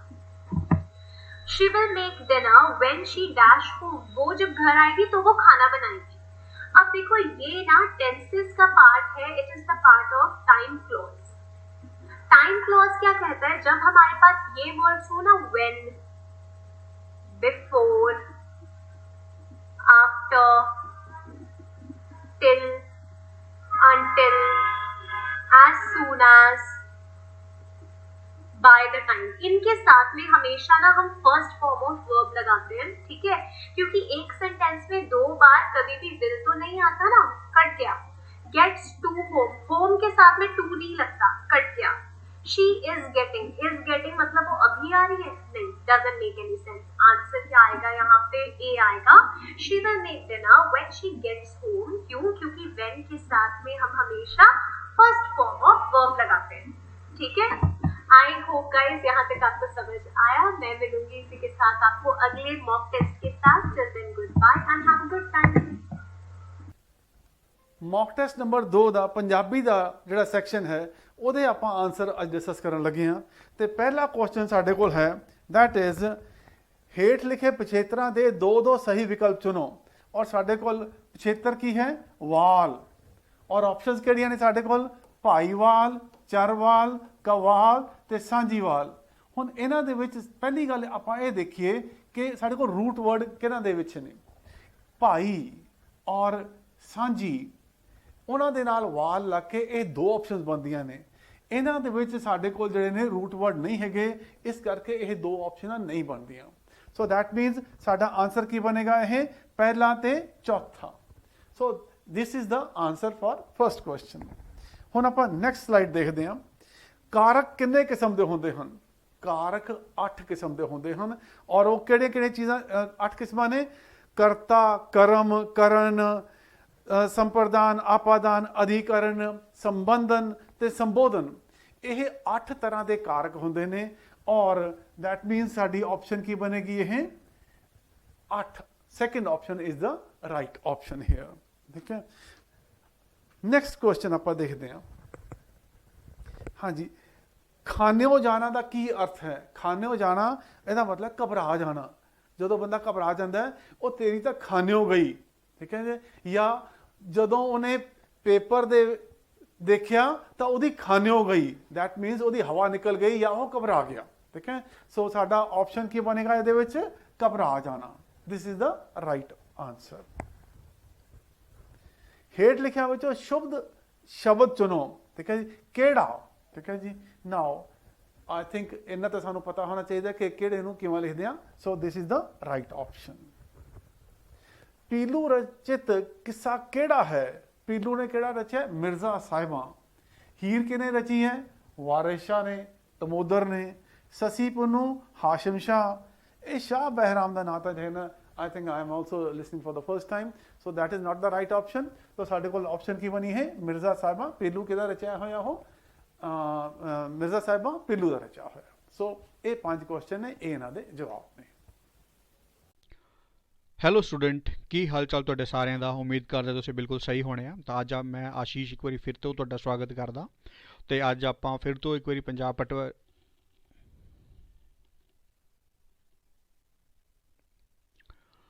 ਹੈਲੋ ਸਟੂਡੈਂਟ, ਕੀ ਹਾਲ ਚਾਲ ਤੁਹਾਡੇ ਸਾਰਿਆਂ ਦਾ। ਉਮੀਦ ਕਰਦਾ ਤੁਸੀਂ ਬਿਲਕੁਲ ਸਹੀ ਹੋਣੇ ਆ। ਤੇ ਅੱਜ ਆਪਾਂ ਇੱਕ ਵਾਰੀ ਫਿਰ ਤੋਂ ਤੁਹਾਡੇ ਨਾਲ ਜੁੜੇ ਆ, ਫਿਰ ਤੋਂ ਵਾਪਸ ਆਏ ਆ। ਤੇ ਅੱਜ ਆਪਾਂ ਤੁਹਾਡੇ ਲਈ ਫਿਰ ਤੋਂ ਜਿਹੜੇ ਕੰਪਿਊਟਰ ਦੇ ਕੁਐਸਚਨ ਨੇ ਉਹ ਡਿਸਕਸ ਕਰੂੰਗੇ। ਤਾਂ ਚਲਿਏ ਆਪਾਂ ਸਟਾਰਟ ਕਰਦੇ ਹਾਂ। ਤਾਂ ਸਭ ਤੋਂ ਪਹਿਲੇ ਆਪਾਂ ਦੇਖੂੰਗੇ ਕਿ ਸਾਡੇ ਕੋਲ ਫਸਟ ਕੁਐਸਚਨ 'ਚ ਕੀ ਲਿਖਿਆ ਹੈ। Which is the smallest of the following computer. ਕਹਿਣ ਦਾ ਮਤਲਬ ਇਹਨਾਂ ਸਾਰੇ ਕੰਪਿਊਟਰ 'ਚ ਕਿਹੜਾ ਜਿਹੜਾ ਹੈਗਾ ਸਭ ਤੋਂ ਛੋਟਾ ਕੰਪਿਊਟਰ ਹੈਗਾ। ਤਾਂ ਆਪਸ਼ਨ ਹੈਗਾ laptop computer, notebook computer, desktop computer ਜਾਂ ਫਿਰ ਵਰਕ ਸਟੇਸ਼ਨ ਕੰਪਿਊਟਰ। ਤਾਂ ਤੁਹਾਨੂੰ ਦੱਸਣਾ ਕਿ ਇਹਨਾਂ ਸਾਰਿਆਂ 'ਚ ਤੁਹਾਡੇ ਕੋਲ ਸਭ ਤੋਂ ਛੋਟਾ ਕੰਪਿਊਟਰ ਜਿਹੜਾ ਹੈਗਾ ਤੁਹਾਡੇ ਕੋਲ ਕਿਹੜਾ ਹੈਗਾ। ਜੇਕਰ ਆਪਾਂ ਗੱਲ ਕਰੀਏ ਲੈਪਟਾਪ, ਤੁਹਾਨੂੰ ਪਤਾ ਜੀ ਲੈਪਟਾਪ ਤੁਸੀਂ ਦੇਖਿਆ ਹੈ, ਨੋਟਬੁੱਕ ਤੁਸੀਂ ਦੇਖੀ ਹੈ ਜੀ, ਡੈਸਕਟਾਪ ਤੁਸੀਂ ਦੇਖਿਆ, ਵਰਕ ਸਟੇਸ਼ਨ ਤੁਸੀਂ ਪਤਾ ਹੈ। ਜੇਕਰ ਆਪਾਂ ਗੱਲ ਕਰੀਏ ਵਰਕ ਸਟੇਸ਼ਨ, ਤੁਹਾਨੂੰ ਪਤਾ ਜੀ ਜਿਹੜਾ ਆਪਾਂ ਆਪਣੇ ਕੰਪਿਊਟਰ ਜਿਹੜੇ ਨੇ ਜਿੱਦਾਂ ਆਫਿਸ ਵਿੱਚ ਪਏ ਹੁੰਦੇ ਤੇ ਡੈਸਕਟਾਪ ਜਿਹੜੇ ਨੇ ਉਹ ਹੁੰਦੇ ਨੇ। ਤਾਂ ਦੋ ਆਪਸ਼ਨ ਦਾ ਤੁਹਾਨੂੰ ਪਤਾ ਵੀ ਕਦੇ ਆਨਸਰ ਨਹੀਂ ਬਣ ਸਕਦੀਆਂ। ਹੁਣ ਦੋ ਹੀ ਚੀਜ਼ਾਂ ਬਚੀਆਂ ਨੇ, ਇੱਕ ਬਚੇ ਤੁਹਾਡੇ ਕੋਲ ਲੈਪਟਾਪ ਤੇ ਨੋਟਬੁੱਕ। ਜੇਕਰ ਆਪਾਂ ਗੱਲ ਕਰੀਏ ਬੱਚੋ ਲੈਪਟਾਪ ਦੀ, ਲੈਪਟਾਪ ਵੀ ਤੁਸੀਂ ਜਾਣਦੇ ਹੋ ਤੇ ਨੋਟਬੁੱਕ ਤੁਸੀਂ ਜਾਣਦੇ ਹੋ। ਇਹਨਾਂ ਦੋਹਾਂ 'ਚ ਅਗਰ ਜੇਕਰ ਤੁਸੀਂ ਕੰਪੈਰੀਜ਼ਨ ਕਰਾਉਂਗੇ ਤਾਂ ਤੁਹਾਨੂੰ ਪਤਾ ਜੀ ਸਭ ਤੋਂ ਛੋਟਾ ਜਿਹੜਾ ਕੰਪਿਊਟਰ ਬਣੇਗਾ ਉਹ ਕਿਹੜਾ ਬਣੇਗਾ ਜੀ, ਬੀ ਆਪਸ਼ਨ ਨੋਟਬੁੱਕ। ਤਾਂ ਇਸ ਕਰਕੇ ਤੁਹਾਡੇ ਇਸ ਕੁਐਸਚਨ ਦਾ ਆਨਸਰ ਕੀ ਬਣੇਗਾ, ਬੀ ਆਪਸ਼ਨ ਬਣੇਗਾ। ਠੀਕ ਹੈ, ਹੁਣ ਆਪਾਂ ਗੱਲ ਕਰ ਰਹੇ ਹਾਂ ਕੁਐਸਚਨ ਨੰਬਰ ਦੂਜੇ ਬਾਰੇ। ਤਾਂ ਹਰ ਇੱਕ ਕੁਐਸਚਨ ਜਿਹੜਾ ਹੈਗਾ ਸਿੰਪਲ, ਮਤਲਬ ਆਪਾਂ ਜਿਹੜੀ ਆਪਣੀ ਤਿਆਰੀ ਕਰਨੀ ਹੈ ਮੋਡਰੇਟ ਤੋਂ ਟਫ ਲੈਵਲ ਤੱਕ ਜਾਣਾ ਆਪਾਂ ਹਰ ਚੀਜ਼ ਨੂੰ। ਤਾਂ ਹੁਣ ਆਪਾਂ ਦੇਖਦੇ ਹਾਂ ਜਿਹੜਾ ਕੁਐਸਚਨ ਹੈਗਾ ਬਿਲਕੁਲ ਸੌਖਾ ਵੀ ਹੈਗਾ ਤੇ ਕਈ ਬੱਚਿਆਂ ਦਾ ਆਨਸਰ ਉਰੇ ਗਲਤ ਵੀ ਹੋਏਗਾ। Generally which button of the mouse is used for okay. ਹੁਣ ਦੇਖੋ ਇਹ ਕੁਐਸਚਨ ਬਿਲਕੁਲ ਸੁਖਾਲਾ ਹੈਗਾ ਕਿਉਂਕਿ ਆਪਾਂ ਇਸ ਕੁਐਸਚਨ ਦਾ ਡੇਲੀ ਆਪਣੀ ਰੂਟੀਨ ਲਾਈਫ 'ਚ ਯੂਜ਼ ਕਰਦੇ ਹਾਂ। ਪਰ ਜਿੱਦਾਂ ਸਾਡੇ ਕੋਲ ਇਹ ਕੁਐਸਚਨ ਪੇਪਰ 'ਚ ਹੁੰਦਾ ਨਾ, ਆਪਾਂ ਕਨਫਿਊਜ਼ ਹੋ ਜਾਂਦੇ ਕਿ ਇਸ ਕੁਐਸਚਨ ਦਾ ਆਨਸਰ ਕੀ ਬਣੇਗਾ। ਤਾਂ ਜਦ ਵੀ ਤੁਹਾਡੇ ਕੋਲ ਇਹੋ ਜਿਹਾ ਕੋਈ ਕੁਐਸਚਨ ਆਉਂਦਾ ਹੈ ਕਿ ਜਿੱਦਾਂ ਕਿ ਓਕੇ ਕਰਨ ਦਾ ਜਿਹੜੀ ਤੁਹਾਡੀ ਕੀ ਹੁੰਦੀ ਹੈ ਉਹ ਕਿਹੜੀ ਹੁੰਦੀ ਹੈ, ਲੈਫਟ, ਰਾਈਟ, ਮਿਡਲ ਜਾਂ ਵੀਲ। ਦਾ ਤੁਹਾਨੂੰ ਪਤਾ ਜੀ ਕੀ ਤੇ ਸਾਡੇ ਕੋਲ ਦੋ ਹੀ ਨੇ, ਲੈਫਟ ਹੋਣੀ ਹੈ ਤੇ ਰਾਈਟ 'ਚ ਰਾਈਟ ਕੀ ਹੋਣੀ ਹੈ ਮਾਊਸ 'ਚ। ਤਾਂ ਹੁਣ ਆਪਾਂ ਆਨਸਰ ਕਰਨਾ ਕਿ ਇਹਨਾਂ ਦੋਹਾਂ 'ਚ ਸਾਡੇ ਕੋਲ ਕਿਹੜਾ ਆਨਸਰ ਬਣੇਗਾ। ਤੇ ਇਸ ਬਾਰੇ ਤੁਹਾਨੂੰ ਤਾਂ ਹੀ ਪਤਾ ਹੋ ਸਕਦਾ ਜੇਕਰ ਤੁਸੀਂ ਜਦ ਵੀ ਕੰਪਿਊਟਰ ਚਲਾਉਂਦੇ ਹੋ ਤਾਂ ਤੁਸੀਂ ਉਹਨੂੰ ਬੜੇ ਧਿਆਨ ਨਾਲ ਓਬਜ਼ਰਵ ਕਰਦੇ ਹੋ ਕਿ ਹਾਂਜੀ ਲੈਫਟ ਨਾਲ ਕੀ ਹੋ ਰਿਹਾ, ਰਾਈਟ ਨਾਲ ਕੀ ਹੋ ਰਿਹਾ, ਤਾਂ ਤੁਸੀਂ ਆਨਸਰ ਕਰਨਾ। ਮੈਕਸਿਮਮ ਸਟੂਡੈਂਟ ਦਾ ਉਹਦੇ ਆਨਸਰ ਕੀ ਦੇਖਿਆ ਜਾਂਦਾ ਜੀ, ਗਲਤ ਦੇਖਿਆ ਜਾਂਦਾ। ਤੁਹਾਨੂੰ ਪਤਾ ਜੀ ਦੋ ਆਨਸਰ ਤਾਂ ਕਦੇ ਨਹੀਂ ਬਣ ਸਕਦੇ, ਸੀ ਤੇ ਡੀ ਆਪਸ਼ਨ, ਕਿਉਂਕਿ ਮਿਡਲ ਤੁਹਾਡੇ ਕੋਲ ਮਾਊਸ ਹੁੰਦਾ ਨਹੀਂ ਤੇ ਵੀਲ ਤੁਹਾਡੇ ਕੋਲ ਹੁੰਦੇ ਨਹੀਂ। ਦੋ ਆਪਸ਼ਨ ਤਾਂ ਪਹਿਲੇ ਕੱਟ ਗਏ, ਲੈਫਟ ਤੇ ਰਾਈਟ 'ਚ ਇੱਕ ਆਨਸਰ ਬਣੇਗਾ। ਤੋਰੇ ਮੈਕਸਿਮਮ ਸਟੂਡੈਂਟ ਜਿਹੜਾ ਨੇ ਰਾਈਟ ਆਨਸਰ ਕਰਨਾ ਹੈਗਾ ਉਹ ਆਪਣੇ ਆਪ 'ਚ ਗਲਤ, ਤੁਹਾਡੇ ਕੋਲ ਜਿਹੜਾ ਆਨਸਰ ਹੈਗਾ ਗਲਤ ਹੈਗਾ। ਆਨਸਰ ਕੀ ਹੁੰਦਾ, ਲੈਫਟ ਕਲਿੱਕ ਨਾਲ ਤੁਹਾਡਾ ਕੀ ਹੁੰਦਾ, ਕਿਸੇ ਵੀ ਚੀਜ਼ ਨੂੰ ਆਪਾਂ ਓਕੇ ਕਰਦੇ ਹਾਂ। ਤਾਂ ਆਨਸਰ ਕੀ ਬਣੇਗਾ, ਇਹ ਆਪਸ਼ਨ ਤੁਹਾਡਾ ਆਨਸਰ ਬਣੇਗਾ। ਤਾਂ ਹੋਪਫੁਲੀ ਉਮੀਦ ਕਰਦਾ ਤੁਹਾਡੇ ਸਾਰਿਆਂ ਦਾ ਕੁਐਸਚਨ ਬਿਲਕੁਲ ਸਹੀ ਹੋਣਾ ਚਾਹੀਦਾ। ਕੁਐਸਚਨ ਨੰਬਰ ਤੀਜੇ ਦੀ ਜੇਕਰ ਆਪਾਂ ਗੱਲ ਕਰੀਏ, an electronic path that connect one part of computer to another. ਹੁਣ ਦੇਖੋ ਜੀ ਮਤਲਬ ਇਹ ਬੋਲਿਆ ਕਿ ਇੱਕ ਕੰਪਿਊਟਰ ਦਾ ਸਾਨੂੰ ਦੂਜੇ ਕੰਪਿਊਟਰ ਨਾਲ ਜੋੜਨ ਲਈ ਸਾਨੂੰ ਕਿਸ ਚੀਜ਼ ਦੀ ਲੋੜ ਪੈਂਦੀ ਹੈਗੀ ਹੈ, ਲੌਜੀਕਲ ਗੇਟ ਦੀ, ਸੀਰੀਅਲ ਪੋਰਟ ਦੀ, ਮੋਡਮ ਦੀ ਜਾਂ ਫਿਰ ਬੱਸ ਦੀ। ਹੁਣ ਦੇਖੋ ਸਾਡੇ ਤੇ ਕੁਐਸਚਨ ਦਾ ਮੀਨਿੰਗ ਸਮਝਣਾ ਹੈਗਾ। ਤੁਸੀਂ ਪਹਿਲੇ ਕੁਐਸਚਨ 'ਚ ਕੀ ਬੋਲਿਆ, ਤੁਹਾਡੇ ਬੋਲਿਆ ਕਿ ਇਲੈਕਟ੍ਰੋਨਿਕ ਪਾਥ, ਤੁਸੀਂ ਕਿਹੜਾ ਦੱਸਣਾ ਹੈਗਾ ਜੀ, ਇਲੈਕਟ੍ਰੋਨਿਕ ਤਰੀਕੇ ਨਾਲ ਹੋਣਾ ਚਾਹੀਦਾ। ਤਾਂ ਤੁਹਾਨੂੰ ਪਤਾ ਜੀ ਜੇਕਰ ਆਪਾਂ ਗੱਲ ਕਰੀਏ ਲੌਜੀਕਲ ਗੇਟ ਤੇ ਬੱਸ ਜਿਹੜੇ ਨੇ ਇਲੈਕਟ੍ਰੋਨਿਕ ਤੁਹਾਡੇ ਕੋਲ ਨੇ ਆਪਣਾ ਮੀਡੀਅਮ ਨੇ। ਤਾਂ ਲੌਜੀਕਲ ਗੇਟ ਜਦ ਕਦੇ ਵੀ ਜਿਹੜੇ ਨੇ ਜੋੜਨ ਦਾ ਕੰਮ ਨਹੀਂ ਕਰਦੇ, ਇਹਨਾਂ ਦਾ ਕੰਮ ਕੁਝ ਹੋਰ ਹੁੰਦਾ। ਠੀਕ ਹੈ, ਇਹ ਲੌਜੀਕਲ ਫੰਕਸ਼ਨ ਲਈ ਆਪਾਂ ਉਹ ਯੂਜ਼ ਕਰਦੇ ਹਾਂ। ਤਾਂ ਉਹਦੇ ਤਾਂ ਆਨਸਰ ਡਾਇਰੈਕਟ ਤੁਹਾਡੇ ਕੋਲ ਆ ਰਿਹਾ ਜੀ, ਬੱਸ ਜਿਹੜਾ ਹੁੰਦਾ ਇੱਕ ਇਲੈਕਟ੍ਰੋਨਿਕ ਪਾਥ ਹੁੰਦਾ ਜਿਹਦੇ ਵਨ ਪਾਰਟ ਆਫ ਕੰਪਿਊਟਰ ਦੂਜੇ ਪਾਰਟ ਆਫ ਕੰਪਿਊਟਰ ਨਾਲ ਕੀ ਕਰਦਾ, ਸਾਡੇ ਕੋਲ ਇਲੈਕਟ੍ਰੋਨਿਕਲ ਤਰੀਕੇ ਨਾਲ ਕੀ ਕਰਦਾ, ਕਨੈਕਟ ਕਰਦਾ। ਤਾਂ ਹੋਪਫੁਲੀ ਤੁਹਾਡੀ ਨੂੰ ਜਿਹੜੀ ਗੱਲ ਹੈਗੀ ਹੈ ਕਲੀਅਰ ਹੈ। ਤੇ ਇਸ ਕਰਕੇ ਤੁਹਾਡੇ ਇਸ ਕੁਐਸਚਨ ਦਾ ਆਨਸਰ ਕੀ ਬਣੇਗਾ, ਡੀ ਆਪਸ਼ਨ ਜਿਹੜਾ ਬਣੇਗਾ। ਠੀਕ ਹੈ, ਹੋਪਫੁਲੀ ਤੁਹਾਨੂੰ ਗੱਲ ਕਲੀਅਰ ਹੈ ਜੀ। ਹੁਣ ਆਪਾਂ ਗੱਲ ਕਰਨੀ ਕੁਐਸਚਨ ਨੰਬਰ ਚੌਥੇ ਬਾਰੇ। ਚੌਥੇ 'ਚ ਆਪਾਂ ਦੇਖਣਾ ਹੈਗਾ ਕੀ ਕੀ ਚੀਜ਼ਾਂ ਨੇ। Compiler translates a program written in a high level language into। ਹੁਣ ਪਹਿਲੇ ਕੁਐਸਚਨ ਦਾ ਮੀਨਿੰਗ ਆਪਾਂ ਸਮਝਾਂਗੇ ਫਿਰ ਆਨਸਰ ਕਰਾਂਗੇ। ਜਿਹੜਾ ਕੰਪਾਈਲਰ ਕਿਹਾ, a compiler translates a program written into high level language into. ਕਹਿਣ ਦਾ ਮਤਲਬ ਜਿਹੜਾ ਕੰਪਾਈਲਰ ਹੁੰਦਾ ਉਹ ਆਪਣੇ ਪ੍ਰੋਗਰਾਮ ਨੂੰ ਟਰਾਂਸਲੇਟ ਕਰਦਾ ਕਿਹੜੀ ਲੈਂਗੁਏਜ 'ਚ, ਹਾਈ ਲੈਵਲ ਤੋਂ ਬਾਅਦ ਅਗਲੀ ਜਿਹੜੀ ਲੈਂਗੁਏਜ ਕਨਵਰਟ ਹੋ ਕੇ ਆਉਂਦੀ ਹੈ ਉਹ ਕਿਹੜੀ ਹੁੰਦੀ ਹੈ, ਮਸ਼ੀਨ ਲੈਵਲ ਹੁੰਦੀ ਹੈ, ਐਨ ਐਲਗੋਰਿਥਮ ਹੁੰਦਾ ਜਾਂ ਡੀਬਗਿੰਗ ਪ੍ਰੋਗਰਾਮ ਹੁੰਦਾ ਜਾਂ ਫਿਰ ਨਨ ਆਫ ਦੀਸ ਹੁੰਦਾ। ਤਾਂ ਇਹ ਕੁਐਸਚਨ ਤੁਹਾਡਾ ਸੌਫਟਵੇਅਰ ਤੋਂ ਲਿੱਤਾ ਗਿਆ। ਤਾਂ ਤੁਹਾਨੂੰ ਪਤਾ ਵੀ ਹੋਣਾ ਚਾਹੀਦਾ ਕਿ ਹਾਈ ਤੋਂ ਬਾਅਦ ਆਪਾਂ ਕਿੱਥੇ ਜਾਂਦੇ ਆ, ਮਸ਼ੀਨ ਲੈਂਗੁਏਜ, ਜਿਹਨੂੰ ਆਪਾਂ ਲੋ ਲੈਵਲ ਲੈਂਗੁਏਜ ਵੀ ਕਹਿੰਦੇ ਆ। ਕਈ ਬੁੱਕਾਂ 'ਤੇ ਤੁਹਾਨੂੰ ਮਸ਼ੀਨ ਲੈਵਲ ਲਿਖਿਆ ਹੋਇਆ ਮਿਲੇਗਾ, ਕਿਸੇ ਥਾਂ 'ਤੇ ਤੁਹਾਡੇ ਕੋਲ ਲੋ ਲੈਵਲ ਲੈਂਗੁਏਜ ਮਿਲੇਗਾ। ਤਾਂ ਇਸ ਕਰਕੇ ਆਨਸਰ ਕੀ ਬਣੇਗਾ ਤੁਹਾਡੇ ਕੋਲ, ਇਹ ਆਪਸ਼ਨ ਮਸ਼ੀਨ ਲੈਵਲ ਲੈਂਗੁਏਜ, ਕਿਉਂਕਿ ਲਿਖਣ ਦਾ ਹੀ ਤਰੀਕਾ ਹੈ, ਮਸ਼ੀਨ ਨੂੰ ਹੀ ਆਪਾਂ ਲੋ ਲੈਵਲ ਲੈਂਗੁਏਜ ਵੀ ਕਹਿੰਦੇ ਹਾਂ। ਹੁਣ ਆਪਾਂ ਗੱਲ ਕਰਨੀ ਕੁਐਸਚਨ ਨੰਬਰ 5ਵੇਂ ਬਾਰੇ। ਕੁਐਸਚਨ ਨੰਬਰ 5ਵੇਂ ਦੇਖਦੇ ਹਾਂ ਕੀ ਹੈਗਾ। ਦ ਮੋਸਟ ਇੰਪੋਰਟੈਂਟ ਔਰ ਪਾਵਰਫੁਲ ਕੰਪਿਊਟਰ ਇਨ ਅ ਟਿਪੀਕਲ ਨੈਟਵਰਕ ਇਸ। ਧਿਆਨ ਦਿਓ, ਇਹ ਕੁਐਸਚਨ ਪਤਾ ਨਹੀਂ ਕਈ ਪੇਪਰਾਂ 'ਚ ਪੁੱਛਿਆ ਜਾ ਚੁੱਕਿਆ ਤੇ ਬਾਰ-ਬਾਰ ਰਿਪੀਟ ਹੁੰਦਾ ਤੁਹਾਡੇ ਕੋਲ ਕੁਐਸਚਨ, ਠੀਕ ਹੈ। ਤੇ ਤੁਹਾਡੇ ਤੋਂ ਪੁੱਛਿਆ ਕਿ ਪਾਵਰਫੁਲ ਕੰਪਿਊਟਰ ਦੱਸਣਾ ਟਿਪੀਕਲ ਨੈਟਵਰਕ ਇਜ਼, ਠੀਕ ਹੈ। ਤਾਂ ਟਿਪੀਕਲ ਨੈਟਵਰਕ ਦੀ ਆਪਾਂ ਗੱਲ ਕਰੀਏ ਜੇਕਰ network station, network client, network server ਜਾਂ ਫਿਰ ਨਨ ਆਫ ਦਿਸ। ਜੇਕਰ ਆਪਾਂ ਗੱਲ ਕਰੀਏ ਨਾ, ਜਿਹੜਾ ਨੈਟਵਰਕ ਸਰਵਰ ਹੁੰਦਾ ਨਾ, ਉਹ ਜਿਹੜਾ ਹੁੰਦਾ ਸਾਡਾ ਕੋਲ ਬੜਾ ਹੀ ਪਾਵਰਫੁਲ ਕੰਪਿਊਟਰ ਮੰਨਿਆ ਜਾਂਦਾ ਹੈ। ਕਿਉਂਕਿ ਨੈਟਵਰਕ ਸਰਵਰ ਨਾਲ ਕੀ ਹੁੰਦੇ ਨੇ, ਸਾਰੇ ਦੇ ਸਾਰੇ ਕੰਪਿਊਟਰ ਜਿਹੜੇ ਹੁੰਦੇ ਨੇ, ਵਰਕ ਸਟੇਸ਼ਨ, ਜਿੰਨੇ ਵੀ ਸਾਡੇ ਵਰਕ ਸਟੇਸ਼ਨ ਨੇ, ਉਹ ਸਾਰੇ ਦੇ ਸਾਰੇ ਵਰਕ ਸਟੇਸ਼ਨ ਕਿੱਥੇ ਕਨੈਕਟ ਹੁੰਦੇ ਨੇ, ਨੈਟਵਰਕ ਸਰਵਰ ਨਾਲ। ਕਿਉਂ, ਜਿੱਦਾਂ ਆਪਾਂ ਕੰਮ ਕਰ ਰਹੇ ਨੇ ਤਾਂ ਮੈਂ ਕਿਸੇ ਸਰਵਰ ਨਾਲ ਜੁੜਿਆ ਵਾ, ਤਾਂ ਉਹ ਸਰਵਰ ਜਿਹੜਾ ਹੁੰਦਾ ਉਹੀ ਤਾਂ ਉਹਨਾਂ ਨੂੰ ਹੈਂਡਲ ਕਰ ਰਿਹਾ ਹੁੰਦਾ, ਤਾਂ ਉਹ ਜਿਹੜਾ ਹੁੰਦਾ ਤੁਹਾਡਾ ਸਭ ਤੋਂ ਪਾਵਰਫੁਲ ਕੰਪਿਊਟਰ ਮੰਨਿਆ ਜਾਂਦਾ, ਠੀਕ ਹੈ। ਨੈਟਵਰਕ ਤੁਹਾਡਾ ਜਿਹੜਾ ਮੰਨਿਆ ਜਾਂਦਾ। ਤਾਂ ਇਸ ਕਰਕੇ ਜਿਹੜਾ ਤੁਹਾਡਾ ਆਨਸਰ ਆਏਗਾ ਨੈਟਵਰਕ ਸਰਵਰ ਜਿਹੜਾ ਹੋਏਗਾ ਸਭ ਤੋਂ ਇੱਕ ਇੰਪੋਰਟੈਂਟ ਤੇ ਪਾਵਰਫੁਲ ਤੁਹਾਡੇ ਕੋਲ ਨੈਟਵਰਕ ਮੰਨਿਆ ਜਾਂਦਾ। ਇਸ ਕਰਕੇ ਆਨਸਰ ਕੀ ਬਣੇਗਾ ਤੁਹਾਡਾ? ਸੀ ਆਪਸ਼ਨ ਜਿਹੜਾ ਤੁਹਾਡਾ ਆਨਸਰ ਬਣੇਗਾ। ਹੁਣ ਆਪਾਂ ਗੱਲ ਕਰਨੀ ਕੁਐਸਚਨ ਨੰਬਰ 6ਵੇਂ ਬਾਰੇ। ਕੁਐਸਚਨ ਨੰਬਰ 6ਵੇਂ ਦੀ ਅਗਰ ਆਪਾਂ ਗੱਲ ਕਰੀਏ ਕੀ ਹੁੰਦਾ, ਇਸ ਕੁਐਸਚਨ ਨੂੰ ਵੀ ਮੈਕਸਿਮਮ ਸਟੂਡੈਂਟ ਨੇ ਗਲਤ ਕਰਕੇ ਆਉਣਾ ਹੈ। ਦੇਖਿਓ ਕਿਉਂ। ਹੁਣ ਮੈਂ ਆਪਾਂ ਤੁਹਾਨੂੰ ਦੱਸਦਾ ਹੈਗਾ। ਵਿਚ port can also use to connect two computer to transmit file। ਹੁਣ ਤੁਹਾਡੇ ਤੋਂ ਪੁੱਛਿਆ ਹੈਗਾ ਕਿ ਦੋ ਕੰਪਿਊਟਰ ਵਿੱਚ ਅਗਰ ਆਪਾਂ ਨੂੰ ਡੇਟਾ ਨੂੰ ਟ੍ਰਾਂਸਫਰ ਕਰਨਾ ਤਾਂ ਆਪਾਂ ਕਿਸ ਚੀਜ਼ ਦਾ ਯੂਜ਼ ਕਰਦੇ ਹਾਂ, ਠੀਕ ਹੈ। ਤਾਂ ਹੁਣ ਤੁਹਾਨੂੰ ਪਤਾ ਜੀ ਸੀਰੀਅਲ ਪੋਰਟ ਹੁੰਦੇ ਆ, ਪੈਰਲਲ ਪੋਰਟ ਹੁੰਦੇ ਆ, AGP ਪੋਰਟ ਦੇਖੋ। ਤਾਂ ਹੁਣ ਜਾਂ ਫਿਰ ਫਾਇਰਵਾਇਰ, ਇਹ ਚਾਰ ਆਪਸ਼ਨ ਨੇ ਤੁਹਾਡੇ ਕੋਲ। ਹੁਣ ਮੈਕਸਿਮਮ ਸਟੂਡੈਂਟ ਨੂੰ ਪਤਾ ਜੀ ਸੀਰੀਅਲ ਪੋਰਟ ਤੇ ਪੈਰਲਲ ਪੋਰਟ ਹੁੰਦੇ ਨੇ। ਤੁਸੀਂ ਕਾਫੀ ਜਗ੍ਹਾ ਤੇ ਪੜ੍ਹਿਆ ਹੋਣਾ ਤੇ ਤੁਹਾਡੇ ਤੋਂ ਕਾਫੀਆਂ ਨੂੰ ਪਤਾ ਵੀ ਹੋਣਾ। ਤਾਂ ਤੁਸੀਂ ਕੀ ਕਰਨਾ, ਪਹਿਲੇ ਦੋ ਆਪਸ਼ਨ AGP ਤੇ ਫਾਇਰਵਾਇਰ ਤੁਸੀਂ ਆਪਣੇ ਆਪ ਹੀ ਕੱਟ ਦੇਣੇ ਹੈ ਨਾ। ਤੇ ਤੁਸੀਂ ਕੀ ਕਰਦੇ ਹੋ, ਜਦ ਵੀ ਤੁਸੀਂ ਇਹਨਾਂ ਦੋਹਾਂ ਆਪਸ਼ਨ ਨੂੰ ਕੱਢਦੇ ਹੋ, ਪਹਿਲੇ ਤੁਹਾਡਾ ਆਨਸਰ ਜਿਹੜਾ ਕੱਟ ਹੋ ਜਾਂਦਾ। ਸੀਰੀਅਲ ਪੋਰਟ ਨਾਲ ਵੀ ਡੇਟਾ ਟ੍ਰਾਂਸਫਰ ਹੁੰਦਾ ਹੈ, ਪੈਰਲਲ ਨਾਲ ਵੀ ਟ੍ਰਾਂਸਫਰ ਆਪਾਂ ਕਰਦੇ ਹਾਂ, ਠੀਕ ਹੈ। ਤੋ ਹੁਣ ਜਿਹੜਾ ਤੁਹਾਡਾ ਆਨਸਰ ਬਣੇਗਾ ਉਹ ਕਿਹੜਾ ਹੁੰਦਾ? ਇਹ ਜਿਹੜੇ ਨੇ ਇਹ ਪੋਰਟ ਨੇ। ਇਹ ਨਹੀਂ ਮੈਂ ਕਹਿੰਦਾ ਕਿ ਇਹਨਾਂ ਨਾਲ ਡੇਟਾ ਟ੍ਰਾਂਸਫਰ ਨਹੀਂ ਹੋ ਸਕਦਾ ਹੈ। ਇਹ ਜਿਹੜੇ ਨੇ ਪੋਰਟ ਨੇ, ਪਰ ਐਕਚੁਅਲ ਆਪਾਂ ਜਿਹੜਾ ਯੂਜ਼ ਕਰਦੇ ਹਾਂ ਫਾਇਰਵਾਇਰ ਪੋਰਟ ਯੂਜ਼ ਕਰਦੇ ਹਾਂ। ਕਿਉਂਕਿ ਫਾਇਰਵਾਇਰ ਦਾ ਮਤਲਬ ਹੀ ਆਪਣੇ ਸਾਡੇ ਕੋਲ ਕੀ ਹੁੰਦਾ ਹੈ, ਡੇਟਾ ਦੀ ਟ੍ਰਾਂਸਮਿਟ ਕਰਨ ਲਈ ਆਪਾਂ ਇਹਨੂੰ ਯੂਜ਼ ਕਰਦੇ ਹਾਂ। ਫਾਇਰਵਾਇਰ ਪੋਰਟ ਦਾ ਮਤਲਬ ਜਿੱਥੇ ਤੁਸੀਂ ਪੈਨ ਡਰਾਈਵ ਲਗਾਉਂਦੇ ਹੋ, ਠੀਕ ਹੈ। ਜਿੱਥੇ ਤੁਸੀਂ ਕੀ ਕਰਦੇ ਹੋ, ਪੈਨ ਡਰਾਈਵ ਲਗਾਉਂਦੇ ਹੋ, ਉਹਨੂੰ ਆਪਾਂ ਕੀ ਕਹਿੰਦੇ ਆ, ਫਾਇਰਵਾਇਰ ਪੋਰਟ ਕਹਿੰਦੇ ਆ। ਤੇ ਇਸ ਕਰਕੇ ਇਸ ਕੁਐਸਚਨ ਦਾ ਆਨਸਰ ਬਣੇਗਾ ਡੀ ਆਪਸ਼ਨ, ਜਿਹੜਾ ਕਿ ਕਾਫੀ ਸਟੂਡੈਂਟ ਦਾ ਮੈਨੂੰ ਲੱਗਦਾ ਹੈਗਾ ਠੀਕ ਵੀ ਆਇਆ ਹੋਣਾ ਤੇ ਕੁਛ ਇੱਕ ਦਾ ਗਲਤ ਵੀ ਆਇਆ ਹੋਣਾ। ਤਾਂ ਹੁਣ ਇੱਕ ਤੁਹਾਨੂੰ ਇੱਕ ਗੱਲ ਕਲੀਅਰ ਹੋ ਗਈ ਹੋਣੀ, ਫਾਇਰਵਾਇਰ ਪੋਰਟ ਦਾ ਮਤਲਬ ਕੀ ਹੁੰਦਾ ਹੈ ਕਿ ਜਿੱਥੋਂ ਆਪਾਂ ਕਨੈਕਟ ਕਰਦੇ ਹਾਂ, ਜਿੱਥੇ ਕਿ ਸਾਡਾ ਮੈਕਸਿਮਮ ਡੇਟਾ ਕੀ ਹੁੰਦਾ, ਟ੍ਰਾਂਸਫਰ ਹੁੰਦਾ। ਹੋਪਫੁਲੀ ਗੱਲ ਕਲੀਅਰ ਹੈ। ਹੁਣ ਕੁਐਸਚਨ ਨੰਬਰ 7ਵੇਂ ਬਾਰੇ ਆਪਾਂ ਦੇਖਣਾ ਜੀ। 7ਵੇਂ ਬਾਰੇ ਕੀ ਹੈਗਾ, which is the main folder on storage device called. ਤਾਂ ਤੁਹਾਨੂੰ ਪਤਾ ਹੋਣਾ ਚਾਹੀਦਾ ਕਿ ਜਿਹੜਾ ਮੇਨ ਫੋਲਡਰ ਹੁੰਦਾ ਸਟੋਰੇਜ ਡਿਵਾਈਸ 'ਚ, ਉਹਨੂੰ ਕੀ ਕਹਿੰਦੇ ਆ, ਪਲੇਟਫਾਰਮ ਕਹਿੰਦੇ ਆ, ਇੰਟਰਫੇਸ ਕਹਿੰਦੇ ਆ, ਰੂਟ ਡਾਇਰੈਕਟਰੀ ਕਹਿੰਦੇ ਆ, ਫਿਰ ਡਿਵਾਈਸ ਡਰਾਈਵਰ ਕਹਿੰਦੇ ਆ। ਆਪਾਂ ਕੀ ਕਹਿੰਦੇ ਉਸ ਚੀਜ਼ ਨੂੰ, ਤਾਂ ਇਹ ਤੁਹਾਨੂੰ ਪਤਾ ਹੋਣਾ ਚਾਹੀਦਾ। ਤਾਂ ਜਦ ਵੀ ਤੁਹਾਡੇ ਤੋਂ ਇਹ ਕੁਐਸਚਨ ਪੁੱਛਿਆ ਜਾਂਦਾ ਤਾਂ ਤੁਹਾਨੂੰ ਪਤਾ ਹੋਣਾ ਚਾਹੀਦਾ ਉਹਨੂੰ ਕੀ ਕਹਿੰਦੇ ਆਪਾਂ, ਰੂਟ ਡਾਇਰੈਕਟਰੀ ਉਹਨੂੰ ਆਪਾਂ ਕਹਿੰਦੇ। ਉਹਨੂੰ ਕੀ ਕਹਿੰਦੇ ਆਪਾਂ, ਰੂਟ ਡਾਇਰੈਕਟਰੀ ਉਹਨੂੰ ਆਪਾਂ ਕਹਿੰਦੇ ਆ, ਠੀਕ ਹੈ ਜੀ। ਤਾਂ ਆਨਸਰ ਬਣੇਗਾ ਸੀ ਆਪਸ਼ਨ। ਕੁਐਸਚਨ ਨੰਬਰ 8ਵੇਂ ਬਾਰੇ ਆਪਾਂ ਗੱਲ ਕਰਨੀ ਹੈਗੀ ਹੈ। ਕੁਐਸਚਨ ਨੰਬਰ 8ਵੇਂ 'ਚ ਆਪਾਂ ਦੇਖਦੇ ਹਾਂ ਕੀ ਲਿਖਿਆ, ਪ੍ਰੋਪਾਈਟਰੀ ਸੌਫਟਵੇਅਰ ਇਜ਼ ਓਨਡ ਐਕਸਕਲੂਸਿਵਲੀ, ਠੀਕ ਹੈ। ਤੇ ਇਸ ਗੱਲ ਦਾ ਮਤਲਬ ਹੈਗਾ ਕਿ ਮਾਲਿਕਾਨਾ ਹੱਕ ਜਿਹੜਾ ਹੁੰਦਾ ਸੌਫਟਵੇਅਰ ਦਾ, ਉਹ ਕਿੱਥੇ ਹੁੰਦਾ ਹੈ, ਆ ਸਿੰਗਲ ਕੰਪਨੀ ਤੇ ਸ਼ੇਅਰਿੰਗ ਮੋਡ ਤੇ, ਜਾਂ ਫਿਰ ਆ ਸਿੰਗਲ ਯੂਜ਼ਰ ਐਂਡ ਫ੍ਰੀਲੀ, ਤਾਂ ਜਾਂ ਫਿਰ ਨਨ ਆਫ ਦੀਸ। ਤਾਂ ਹੁਣ ਆਪਾਂ ਗੱਲ ਕਰੀਏ ਕਿ ਪ੍ਰਾਇਓਰਿਟੀ ਦਾ ਮਤਲਬ ਕੀ ਹੁੰਦਾ ਤੁਹਾਡੇ ਕੋਲ, ਮਾਲਿਕਾਨਾ ਹੱਕ, ਠੀਕ ਹੈ। ਇਹ ਜਿਹੜਾ ਵਰਡ ਹੈਗਾ ਪ੍ਰੋਪਰਟੀ ਵਰਡ ਤੋਂ ਲਿੱਤਾ ਗਿਆ ਹੈਗਾ, ਠੀਕ ਹੈ। ਤਾਂ ਹੁਣ ਮਾਲਿਕਾਨਾ ਹੱਕ ਤੁਹਾਡੇ ਕੋਲ ਕੀ ਹੁੰਦਾ, ਸਿੰਗਲ ਕੰਪਨੀ ਨੂੰ ਹੀ ਹੁੰਦਾ। ਮੈਨੂੰ ਲੱਗਦਾ ਤੁਹਾਨੂੰ ਗੱਲ ਕਲੀਅਰ ਹੈ ਜੀ। ਤਾਂ ਸਿੰਗਲ ਕੰਪਨੀ ਨੂੰ ਹੀ ਤੁਹਾਡੇ ਕੋਲ ਕੀ ਹੁੰਦਾ, ਮਾਲਿਕਾਨਾ ਹੱਕ ਹੁੰਦਾ। ਤਾਂ ਇਸ ਕਰਕੇ ਆਨਸਰ ਕੀ ਬਣੇਗਾ, ਇਹ ਆਪਸ਼ਨ ਤੁਹਾਡੇ ਕੋਲ ਬਣੇਗਾ। ਹੋਪਫੁਲੀ ਗੱਲ ਕਲੀਅਰ ਹੈ। ਹੁਣ ਕੁਐਸਚਨ ਨੰਬਰ ਆਪਾਂ 9ਵੇਂ ਬਾਰੇ ਦੇਖਣਾ। ਕੁਐਸਚਨ ਨੰਬਰ 9ਵੇਂ 'ਚ ਕੀ ਹੈਗਾ, what is the name given to the process of initialization a microcomputer with its operating system, ठीक है। ਇਨੀਸ਼ੀਅਲਾਈਜ਼ ਕਰਨਾ ਤੁਸੀਂ ਆ micro computer with it's operating system, ਉਹਨੂੰ ਆਪਾਂ ਕੀ ਕਹਿੰਦੇ ਆ, ਕੋਲਡ ਬੂਟਿੰਗ ਕਹਿੰਦੇ ਆ, ਬੂਟਿੰਗ ਕਹਿੰਦੇ ਆ, ਵਾਰਮ ਬੂਟਿੰਗ ਕਹਿੰਦੇ ਆ, ਜਾਂ ਫਿਰ ਨਨ ਆਫ ਥੀਸ। ਤਾਂ ਤੁਹਾਨੂੰ ਪਤਾ ਜਦ ਵੀ ਇਨੀਸ਼ੀਅਲਾਈਜੇਸ਼ਨ ਆਪਾਂ ਕਰਦੇ ਤਾਂ ਸਭ ਤੋਂ ਪਹਿਲਾਂ ਆਪਾਂ ਕੀ ਕਰਨਾ ਪੈਂਦਾ, ਬੂਟ ਕਰਨਾ ਪੈਂਦਾ। ਤਾਂ ਬੂਟ ਦਾ ਮਤਲਬ ਕੀ ਹੁੰਦਾ, ਸਾਡੇ ਕੋਲ ਕੀ ਹੁੰਦਾ, ਸਟਾਰਟ ਕਰਨਾ। ਤਾਂ ਬੂਟ ਦਾ ਮਤਲਬ ਸਾਡੇ ਕੋਲ ਕੀ ਹੁੰਦਾ, ਸਟਾਰਟ ਕਰਨਾ, ਮਤਲਬ ਇਨੀਸ਼ੀਅਲਾਈਜ਼ ਕਰਨਾ।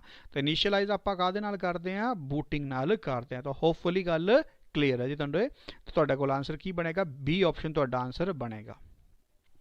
ਹੁਣ ਆਪਾਂ ਕੁਐਸਚਨ ਨੰਬਰ 10ਵੇਂ ਬਾਰੇ ਗੱਲ ਕਰਨੀ ਹੈ। ਮੋਸਟ ਆਫ ਸਟੂਡੈਂਟ ਇਸ ਕੁਐਸਚਨ ਦਾ ਆਨਸਰ ਜਾਣਦੇ ਵੀ ਹੋਣੇ ਨੇ, ਉਹਨਾਂ ਨੂੰ ਪਤਾ ਵੀ ਹੋਣਾ ਇਸ ਕੁਐਸਚਨ ਦਾ ਆਨਸਰ ਕੀ ਹੋਏਗਾ, ਪਰ ਫਿਰ ਵੀ ਆਪਾਂ ਡਿਸਕਸ ਜ਼ਰੂਰ ਕਰੂੰਗੇ। In micro in MS word changing the appearance of a document is called. ਠੀਕ ਹੈ, ਤਾਂ ਤੁਹਾਡੇ ਕੋਲ ਆਪਸ਼ਨ ਹੈਗਾ ਪ੍ਰੂਫਿੰਗ, ਐਡੀਟਿੰਗ, ਫਾਰਮੈਟਿੰਗ ਜਾਂ ਆਲ ਆਫ ਥੀਸ। ਤਾਂ ਮੈਨੂੰ ਲੱਗਦਾ ਪਹਿਲਾਂ ਤੁਹਾਨੂੰ ਕੁਐਸਚਨ ਦਾ ਮੀਨਿੰਗ ਪਤਾ ਚੱਲਿਆ ਹੋਣਾ ਕਿ MS ਵਰਡ ਜਿਹੜਾ ਹੈਗਾ changing the appearance of a document, ਕਿਸੇ ਵੀ ਡਾਕੂਮੈਂਟ ਦੀ ਅਪੀਅਰੈਂਸ ਨੂੰ ਹੀ ਚੇਂਜ ਕਰ ਦਿੰਦਾ। ਮਤਲਬ ਇੱਕ ਨੋਰਮਲ ਡਾਕੂਮੈਂਟ ਹੈ ਉਹਨੂੰ ਪਤਾ ਨਹੀਂ ਕੀ ਕੁਝ ਤੁਸੀਂ ਬਣਾते ਤਾਂ ਉਹਨੂੰ ਕੀ ਕਹਿੰਦੇ ਆਪਾਂ, ਉਹ ਜਿਹੜਾ ਆਪਸ਼ਨ ਹੁੰਦਾ ਕਿੱਥੇ ਹੁੰਦਾ, ਪ੍ਰੂਫਿੰਗ 'ਚ ਹੁੰਦਾ, ਐਡੀਟਿੰਗ 'ਚ ਹੁੰਦਾ ਜਾਂ ਫਾਰਮੈਟਿੰਗ 'ਚ ਹੁੰਦਾ।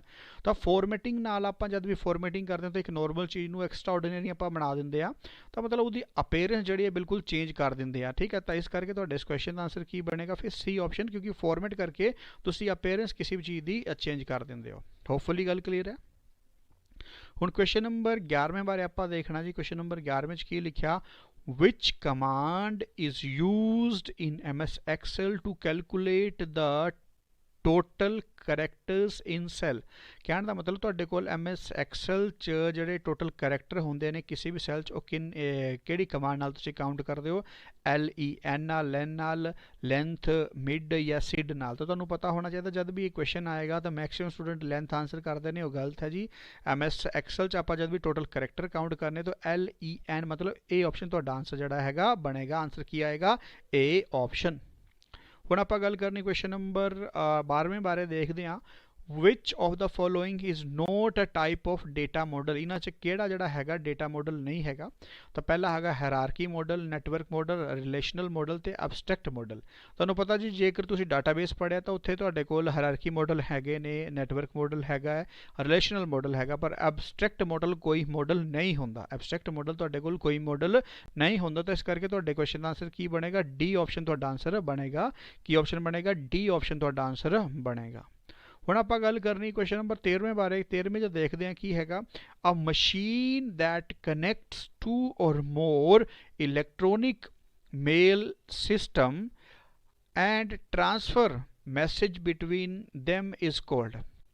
ਦੇਖੋ ਧਿਆਨ ਨਾਲ ਦੇਖੋ, ਮਸ਼ੀਨ ਦੈਟ ਕਨੈਕਟ ਜਿਹੜਾ ਕਿ ਕਨੈਕਟ ਕਰਦੀ ਹੈ 2 or more electronic mail system, ਜਿਹੜੇ 2 ਜਾਂ 2 ਤੋਂ ਜ਼ਿਆਦਾ ਮੇਲ ਸਿਸਟਮ ਨੂੰ ਕਨੈਕਟ ਕਰਦੀ ਹੈ, ਐਂਡ ਟ੍ਰਾਂਸਫਰ ਕਰਦੀ ਹੈ ਮੈਸੇਜ ਉਹਨਾਂ ਦੋਹਾਂ ਵਿੱਚ। ਉਹਨੂੰ ਕੀ ਕਹਿੰਦੇ ਆ, ਬ੍ਰਿਜ ਕਹਿੰਦੇ ਆ, ਯੂਜ਼ਰ ਏਜੰਟ ਕਹਿੰਦੇ ਆ, ਮੇਲ ਗੇਟਵੇ ਕਹਿੰਦੇ ਆ, ਫਿਰ ਨਨ ਆਫ ਥੀਸ ਕਹਿੰਦੇ। ਤਾਂ ਤੁਹਾਨੂੰ ਪਤਾ ਜੇ 2 ਜਾਂ 2 ਤੋਂ ਜ਼ਿਆਦਾ ਲੇਅਰ ਜੋੜਨ ਦਾ ਜਿਹੜਾ ਸਾਡੇ ਕੋਲ ਕੰਮ ਹੁੰਦਾ ਹੈ ਉਹ ਹੁੰਦਾ ਗੇਟਵੇ ਦਾ, ਉਹ ਹੁੰਦਾ ਸਾਡੇ ਕੋਲ ਗੇਟਵੇ ਦਾ। ਤਾਂ ਇਸ ਕਰਕੇ ਤੁਹਾਡਾ ਆਨਸਰ ਕੀ ਬਣੇਗਾ, ਸੀ ਆਪਸ਼ਨ, ਮੇਲ ਗੇਟਵੇ। ਇਸ ਕਰਕੇ ਕਿਉਂਕਿ ਕੁਐਸਚਨ 'ਚ ਵੀ ਇਹੀ ਸੀਗਾ ਇਲੈਕਟ੍ਰੋਨਿਕ ਮੇਲ ਦਾ, ਤਾਂ ਮੇਲ ਗੇਟਵੇ ਦੇ ਨਾਲ ਉਹ ਕੀ ਕਰਦਾ, ਸਾਡੇ ਡੇਟਾ ਨੂੰ ਟ੍ਰਾਂਸਫਰ ਵੀ ਕਰਦਾ ਤੇ ਕਨੈਕਟ ਵੀ ਕਰਾਂਦਾ। ਠੀਕ ਹੈ, ਤਾਂ ਹੋਪਫੁਲੀ ਇੰਨੀ ਗੱਲ ਵੀ ਤੁਹਾਨੂੰ ਕਲੀਅਰ ਹੈ ਜੀ। ਤਾਂ ਹੁਣ ਆਪਾਂ ਗੱਲ ਕਰਨੀ ਕੁਐਸਚਨ ਨੰਬਰ 14ਵੇਂ ਬਾਰੇ। ਕੁਐਸਚਨ ਨੰਬਰ 14ਵੇਂ ਦਾ ਮਤਲਬ ਕੀ ਹੁੰਦਾ, encapsulation is also known as. ਠੀਕ ਹੈ, encapsulation is also known as ਕੀ ਹੁੰਦਾ, information hiding, data abstraction, data management ਜਾਂ ਨਨ ਆਫ ਦਿਸ। ਇਹ ਜਿਹੜਾ ਕੁਐਸਚਨ ਹੈਗਾ ਤੁਹਾਡੇ ਕੋਲ ਡੇਟਾਬੇਸ ਤੋਂ ਲਿੱਤਾ ਗਿਆ। ਠੀਕ ਹੈ, ਹੁਣ ਤੁਹਾਨੂੰ ਪਤਾ ਹੋਣਾ ਕਿ ਐਨਕੈਪਸੂਲੇਸ਼ਨ ਦਾ ਮਤਲਬ ਕੀ ਹੁੰਦਾ। ਐਨਕੈਪਸੂਲੇਸ਼ਨ ਦਾ ਮੀਨਿੰਗ ਆਪਣੇ ਆਪ 'ਚ ਕੀ ਹੁੰਦਾ, ਹਾਈਡ ਕਰਨਾ। ਐਨਕੈਪਸੂਲੇਸ਼ਨ ਦਾ ਮੀਨਿੰਗ ਆਪਣੇ ਆਪ 'ਚ ਕੀ ਹੁੰਦਾ, ਹਾਈਡ ਕਰਨਾ ਕਿਸੇ ਵੀ ਚੀਜ਼ ਨੂੰ। ਤਾਂ ਐਨਕੈਪਸੂਲੇਸ਼ਨ ਦਾ ਮਤਲਬ ਕੀ ਹੋ ਗਿਆ, ਇਨਫੋਰਮੇਸ਼ਨ ਹਾਈਡਿੰਗ। ਇਨਫੋਰਮੇਸ਼ਨ ਹਾਈਡਿੰਗ ਤੁਹਾਡੇ ਕੋਲ ਇਹਦਾ ਮੀਨਿੰਗ ਹੋ ਗਿਆ। ਤਾਂ ਇਸ ਕਰਕੇ ਹੁਣ ਆਪਾਂ ਗੱਲ ਕਰਨੀ ਕੁਐਸਚਨ ਨੰਬਰ 15ਵੇਂ ਬਾਰੇ। ਤਾਂ 15ਵੇਂ 'ਚ ਦੇਖਦੇ ਹਾਂ ਕੀ ਹੈਗਾ, the process of writing computer instruction in programming language is known as। ਕਹਿਣ ਦਾ ਮਤਲਬ ਜਿਹੜੀਆਂ ਵੀ ਤੁਹਾਡੇ ਕੋਲ ਇੰਸਟਰਕਸ਼ਨਾਂ ਹੁੰਦੀਆਂ ਨੇ ਪ੍ਰੋਗਰਾਮਿੰਗ ਲੈਂਗੁਏਜ, ਉਹਨਾਂ ਨੂੰ ਲਿਖਣ ਨੂੰ ਆਪਾਂ ਕੀ ਕਹਿੰਦੇ ਆ, ਪ੍ਰੋਸੈਸਿੰਗ ਕਹਿੰਦੇ ਆ, ਐਲਗੋਰਿਥਮ ਕਹਿੰਦੇ ਆ, ਕੋਡਿੰਗ ਕਹਿੰਦੇ ਜਾਂ ਫਿਰ ਫਾਈਲਸ ਕਹਿੰਦੇ ਆ। ਤਾਂ ਜਿਹੜਾ ਵੀ ਤੁਹਾਡੇ ਕੋਲ ਇੱਕ ਪ੍ਰੋਸੈਸ ਹੁੰਦਾ ਕੰਪਿਊਟਰ ਦੇ ਪ੍ਰੋਗਰਾਮ ਨੂੰ ਲਿਖਣ ਨੂੰ, ਉਹਨੂੰ ਕੀ ਕਹਿੰਦੇ ਆ, ਸਿੰਪਲ ਜੀ ਗੱਲ ਹੈਗੀ ਆ, ਉਹ ਤੁਹਾਡੇ ਤੋਂ ਪੁੱਛਿਆ ਹੈਗਾ। ਤਾਂ ਪ੍ਰੋਸੈਸਿੰਗ ਦਾ ਕਦੇ ਆਨਸਰ ਨਹੀਂ ਬਣ ਸਕਦਾ ਆਪਣੇ ਆਪ 'ਚ ਕੈਂਸਲ। ਐਲਗੋਰਿਥਮ ਦਾ ਮੀਨਿੰਗ ਤੁਹਾਨੂੰ ਪਤਾ ਕਿ ਐਲਗੋਰਿਥਮਿਕ ਤਾਂ ਹੁੰਦਾ ਨਹੀਂ ਹੈਗਾ, ਫਾਈਲ ਵੀ ਨਹੀਂ ਹੁੰਦਾ। ਉਹ ਤੁਹਾਡੇ ਕੋਲ ਕੀ ਹੁੰਦਾ ਜੀ, ਕੋਡਿੰਗ ਹੀ ਤੁਸੀਂ ਕਰਦੇ ਹੋ। ਕੀ ਕਰਦੇ ਹੋ ਤੁਸੀਂ, ਕੋਡ ਹੀ ਕਰਦੇ ਹੋ। ਤੇ ਆਪਾਂ ਉਮੀਦ ਕਰਦੇ ਹਾਂ ਤੁਹਾਨੂੰ ਪਤਾ ਚੱਲਿਆ ਵੀ ਹੋਣਾ ਕਿ ਆਪਾਂ ਜਿਹੜੇ 15 ਕੁਐਸਚਨ ਕੀਤੇ ਨੇ ਇਹ ਮੋਡਰੇਟ ਦੇ ਕੁਐਸਚਨ ਸੀਗੇ ਤੁਹਾਡੇ ਕੋਲ। ਤਾਂ ਇਹ ਸਾਰੀਆਂ ਗੱਲਾਂ ਤੁਹਾਨੂੰ ਕਲੀਅਰ ਹੋਈਆਂ ਹੋਣੀਆਂ ਨੇ। ਠੀਕ ਹੈ, ਤਾਂ ਮੈਂ ਉਮੀਦ ਕਰਦਾ ਤੁਹਾਨੂੰ ਸਾਰੇ ਦੇ ਸਾਰੇ ਕੁਐਸਚਨ ਜਿਹੜੇ ਨੇ ਇੱਕ ਇੱਕ ਕਰਕੇ ਕਲੀਅਰ ਹੋਏ ਹੋਣੇ ਆ। ਤਾਂ ਇਸ ਲੈਕਚਰ ਨੂੰ ਸੁਣਨ ਲਈ ਤੁਹਾਡਾ ਬਹੁਤ ਬਹੁਤ ਧੰਨਵਾਦ। Thank you guys. Hi everyone, welcome to Gyanam. I'm Hemlata and we are going to discuss solution of our free mock test, which I'm sure you must have attempted on our application. So let's get started. First question is, name the university famous in the post Gupta era. ऐसी कौन सी university है जो post Gupta era में famous रही है? So it was Nalanda. Nalanda university जो है वो कुमार गुप्ता ने स्टैब्लिश की थी and it flourished after Gupta period as well. और अभी तक जो है ये यूनिवर्सिटी चलती है and it is in Bihar. Next question है हमारा, the great silk root was open to Indians by. जो ग्रेट सिल्क रूट है स्पेसिफिकली चाइना से स्टार्ट होता है तो और वेस्टर्न वर्ल्ड की तरफ जाता है, यूरोप की तरफ। तो वो जो सिल्क रूट है ये कौन से किंग ने इंडिया के लिए ओपन किया था? So it was open by Kanishka. So अगर आपको कनिष्का के बारे में पता होगा, थोड़ा सा भी आइडिया होगा, you must have known that कि कनिष्का जो है इसका जो राइम था, टाइम पीरियड था, इसका जो किंगडम था that was in Jammu and Kashmir area and which was very close to China. तो इसी किंग ने जो है वो सिल्क रूट उस रास्ते से ओपन किया था फॉर इंडियंस, राइट। कनिष्का, जिन्हें हम सेकंड अशोका भी बोलते हैं, ठीक है, इन्होंने बुद्धिज्म को अपना लिया था और उसे काफी दूर देशों में जो है फैलाया अशोका की तरह। ओके, नेक्स्ट क्वेश्चन है, who among the following was the first king to invade India? इनमें से कौन सा ऐसा किंग था जिसने इंडिया को इन्वेड किया? So who was the first king to invade India? Mohammad Ghori, Alexander, Darius one and Seleucus, right. तो देखो मोहम्मद गौरी बहुत लेट आए थे, उससे पहले ग्रीक्स आए थे, तो मोहम्मद गौरी तो पहले ही आउट हो जाता है रेस से। फिर बचते हैं अलेक्जेंडर, डेरियस और सेल्यूकस। तो यहाँ से आप देखो सेल्यूकस जो थे वो अलेक्जेंडर के गवर्नर थे, तो सेल्यूकस भी नहीं हो सकता। तो इन दोनों में से वी हैव टू चूज। तो अगर हमें थोड़ा भी आइडिया हो कि अलेक्जेंडर से पहले जो है वो भारत पे इन्वेड किया था डेरियस ने, ठीक है। So it was not Alexander, ज्यादातर कंफ्यूजन यही दो में हुआ होगा। तो अलेक्जेंडर नहीं था, ये था डेरियस वन। डेरियस वन पहले आए थे और अलेक्जेंडर बाद में आए थे, अप्रॉक्स 326 बीसी के अराउंड, ठीक है। चलिए, JP Narayan, Jayaprakash Narayan belong to which party? JP Narayan जो थे वो किस पार्टी को बिलोंग करते थे? तो जेपी नारायण बिलोंग करते थे सोशलिस्ट पार्टी से, right, it was socialist party. Next question, cabinet mission was presided over by. You must know that कि कैबिनेट मिशन में 3 लोग थे, राइट, और उनमें से देखो यही तीनों, एक तो थे स्टैनफोर्ड क्रिप्स, एक थे पैथिक लॉरेंस, ठीक है, और एक थे एवी अलेक्जेंडर जिनका नाम यहाँ पर नहीं है। और उनमें से जो है वो पैथिक लॉरेंस थे जिन्होंने इसे चेयर किया था। ही वॉज द चेयरपर्सन और he was the presiding officer of the mission. और कैबिनेट मिशन वो मिशन था जिसके अंडर जो है वो भारत का कॉन्स्टिट्यूशन भी बना है। इसने according to this mission India में कॉन्स्टिट्यूशन असेंबली जो थी वो चूज की गई थी, बनाई गई थी।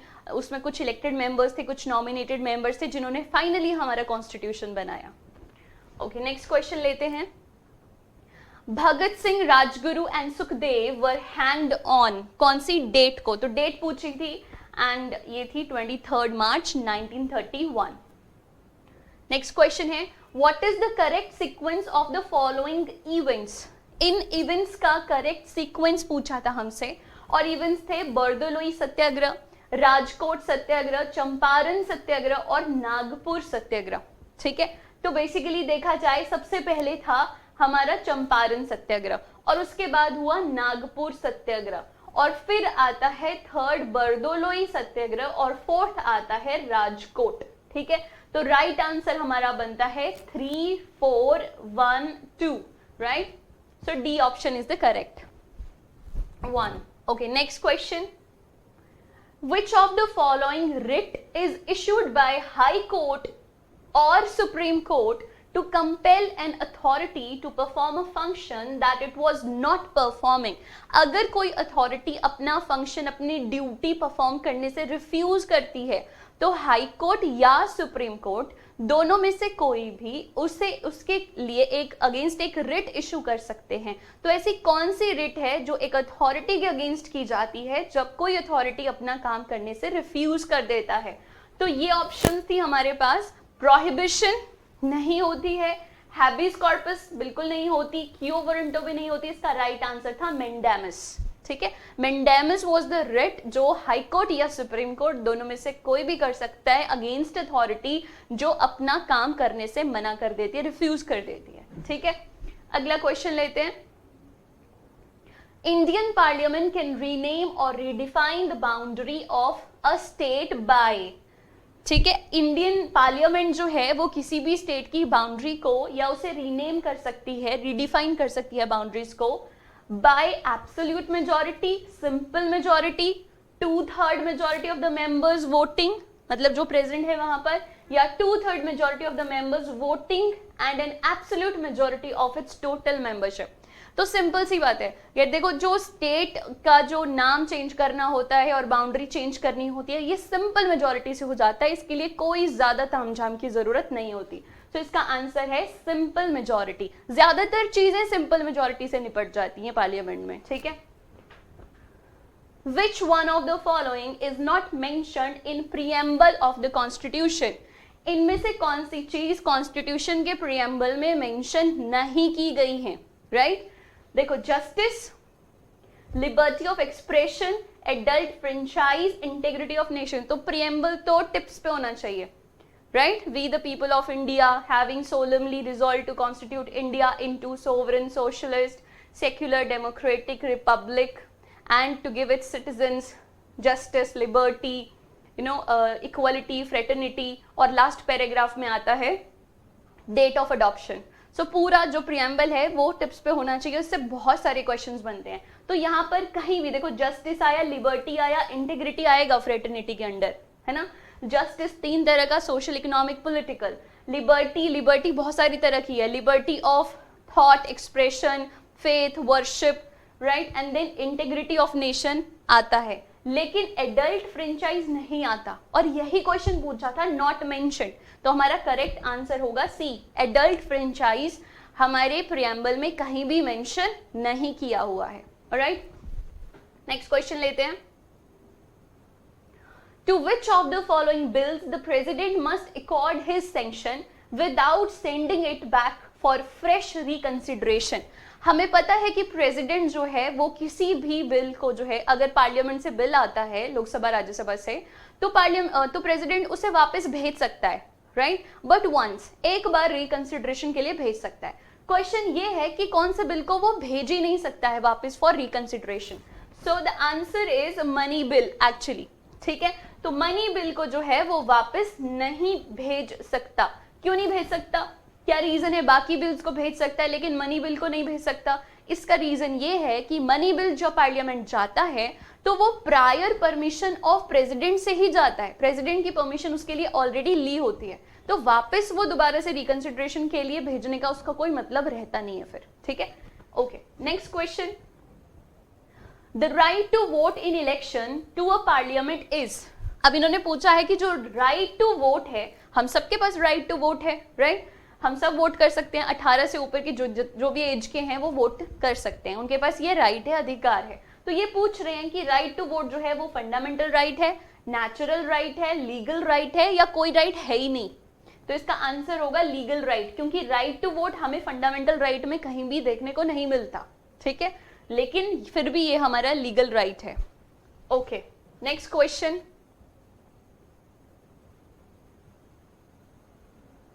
When did the Constituent Assembly adopt National Anthem?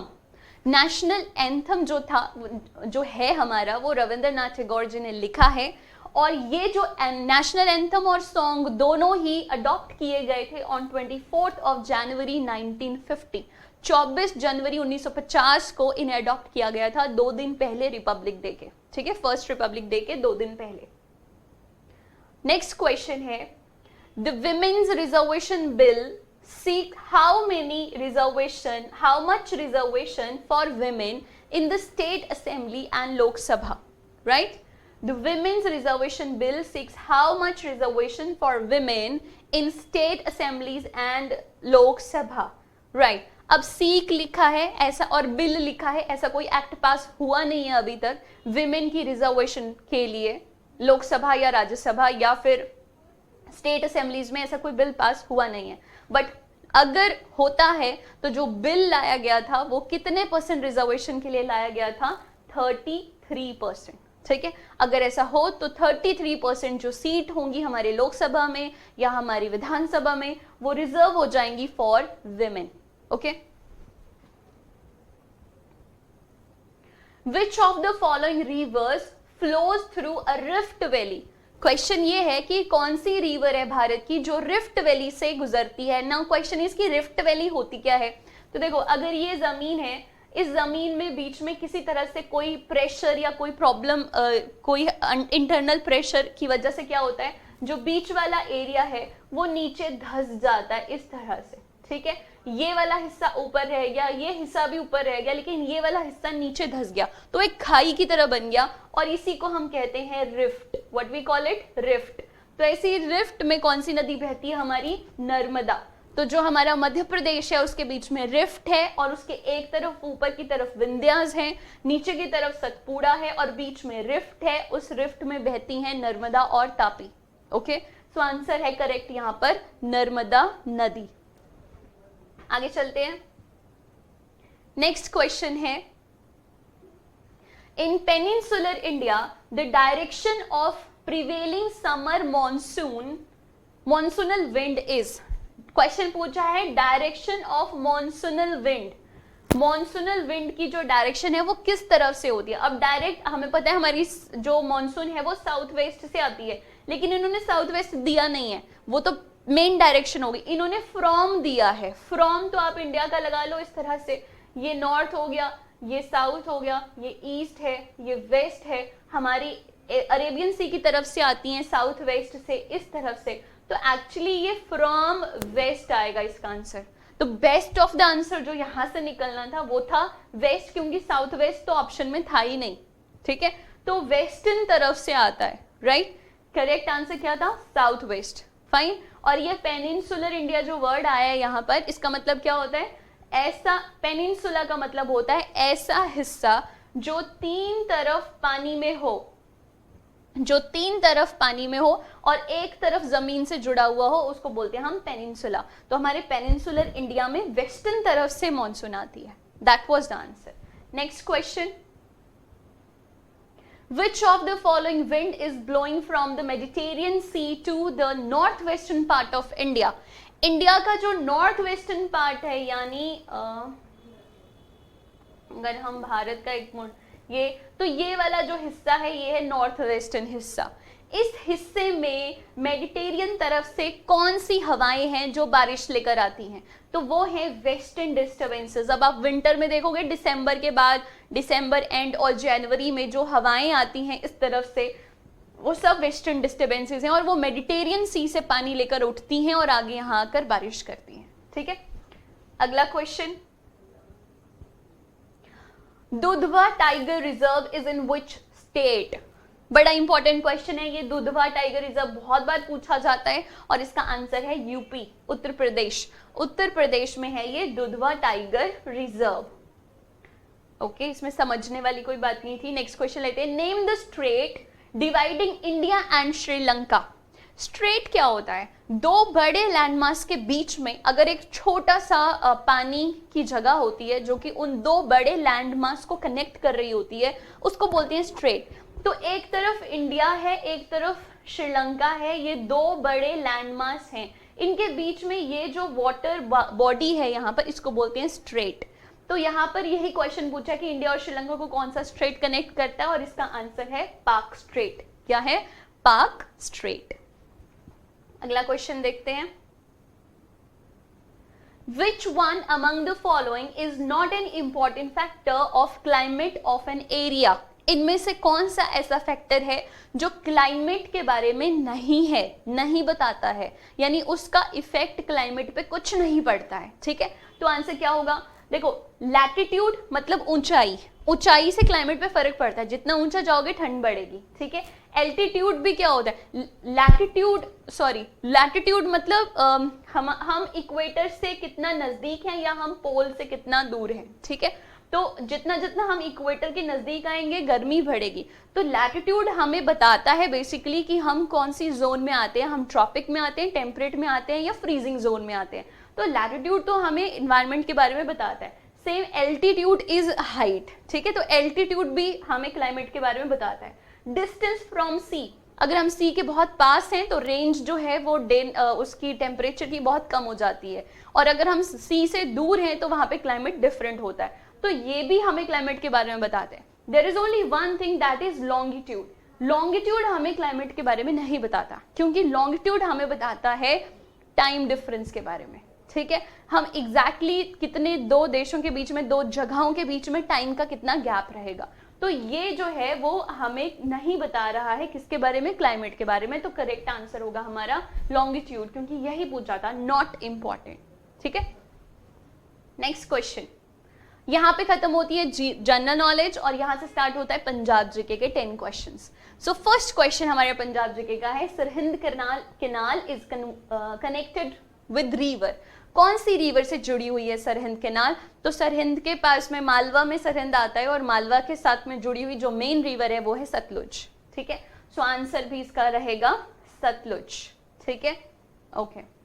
Next is Dash princely states of East Punjab were grouped together to form a state called Pepsu. Patiala and east Punjab state union, PEPSU जो बनाई थी वो कितनी स्टेट्स ने मिलकर, कितनी प्रिंसली स्टेट्स ने मिलकर बनाई थी, ये क्वेश्चन था। तो देखो, जब भारत आजाद हुआ था तो कुछ राजा थे, जैसे महाराजा ऑफ पटियाला, हैदराबाद, जयपुर, जूनागढ़, ये कुछ मेन राजा थे जो बड़े इंपॉर्टेंट थे। उनमें से भी पटियाला का राजा बड़ा पावरफुल राजा थे, ठीक है, तो उन्होंने अलग से अपनी यूनियन बना ली थी, अलग से प्रिंसली स्टेट्स को लेकर पेप्सू बना लिया था। बाद में उसको वीक करने की कोशिश की थी, फिर पेप्सू को पंजाब के साथ मिला दिया और महाराजा पटियाला को जो है वो एम्बेसडर बना दिया, कभी नीदरलैंड का, कभी कहाँ का, तो वो अलग अलग बात थी, ठीक है। तो लेकिन जब बना था पेप्सू, क्वेश्चन ये है कि तब कितनी प्रिंसली स्टेट्स थी, तो हम सभी को पता है कितनी स्टेट्स थी, 8, है ना, 8 प्रिंसली स्टेट्स ने मिलकर जो है वो ये बनाया था, ठीक है। नेक्स्ट थर्ड क्वेश्चन है हमारा, dam which has been constructed near Madhopur headworks is. तो माधोपुर हेडवर्क अगर याद आएगा, सीधे याद आना चाहिए रंजीत सागर, ऊपर है पठानकोट के पास, है ना, तो Ranjit Sagar. Next is Gurmukhi was standardised by which Guru.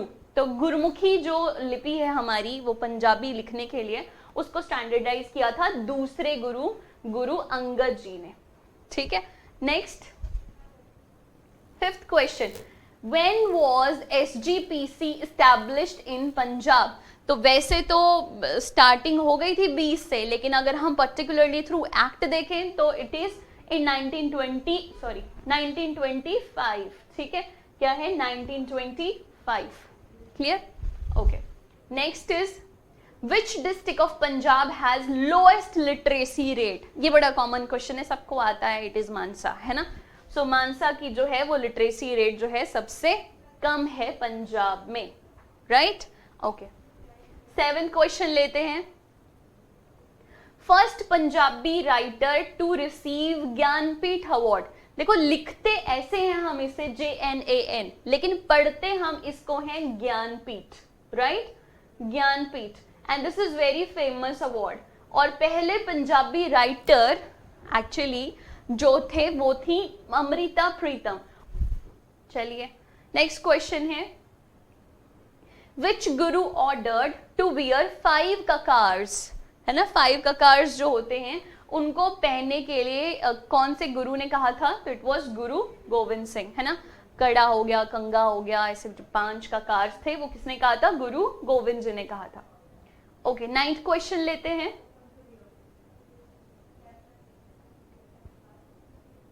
who has penned the poem Khuni Vaisakhi that showcases the pain of Jallianwala Massacre। यार बड़ा इंपॉर्टेंट क्वेश्चन है कि कौन से राइटर हैं जिन्होंने खूनी वैसाखी लिखी है। तो देखो, एक ही राइटर है जिनका जो राइटिंग थी, जिनकी जो वो बड़ी क्रांतिकारी थी, है ना, और वो खुद भी जलियांवाला बाग से रिलेट करते हैं। वो ऐसा माना जाता है कि वो वहाँ थे, उनके दोस्त वहाँ मारे गए थे, तो बड़ा डीप इम्पैक्ट था उनका, और ऐसे थोड़ी क्रांतिकारी वाली राइटिंग्स हैं उनकी।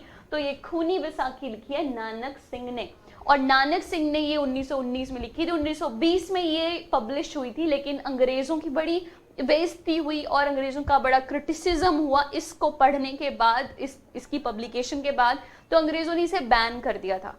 और अब 1920 की बात है, अब 2019 में दोबारा से 100 साल बाद ऑलमोस्ट जो है वो फिर से इन्हीं की फैमिली के किसी पर्सन ने इसको रीपब्लिश किया है, तो इसलिए दोबारा से न्यूज में और पेपर में आने के ज्यादा चांसेस हैं। तो याद रखना, खूनी बैसाखी किसने लिखी है? नानक सिंह ने। ठीक है, आगे। Late Punjabi singer Iddu Sharif was associated with which of the following folk instrument? तो जो लेट पंजाबी सिंगर है इदू शरीफ, वो कौन से इंस्ट्रूमेंट से जुड़े हैं? तुम्बी, अलगोजा, सरंगी, ढड। ठीक है, तो आंसर है ढड। ढड क्या होता है? ऐसे डमरू सा होता है, इस तरह से ऐसे करके एक डमरू सा होता है। ठीक है, और इसको ऐसे रस्सियां रस्सियां सी लगी होती हैं ऐसे, और बजाते हैं इसे। ठीक है, दैट इज ढड। थोड़ा आइडिया रहेगा आपको ताकि भूलो नहीं आप। क्लियर? सो कौन थे ये? इदू शरीफ, राइट। सो ये हो गए हमारे पंजाब के 10 questions. All right, thank you so much. Keep attempting the mock test on our application.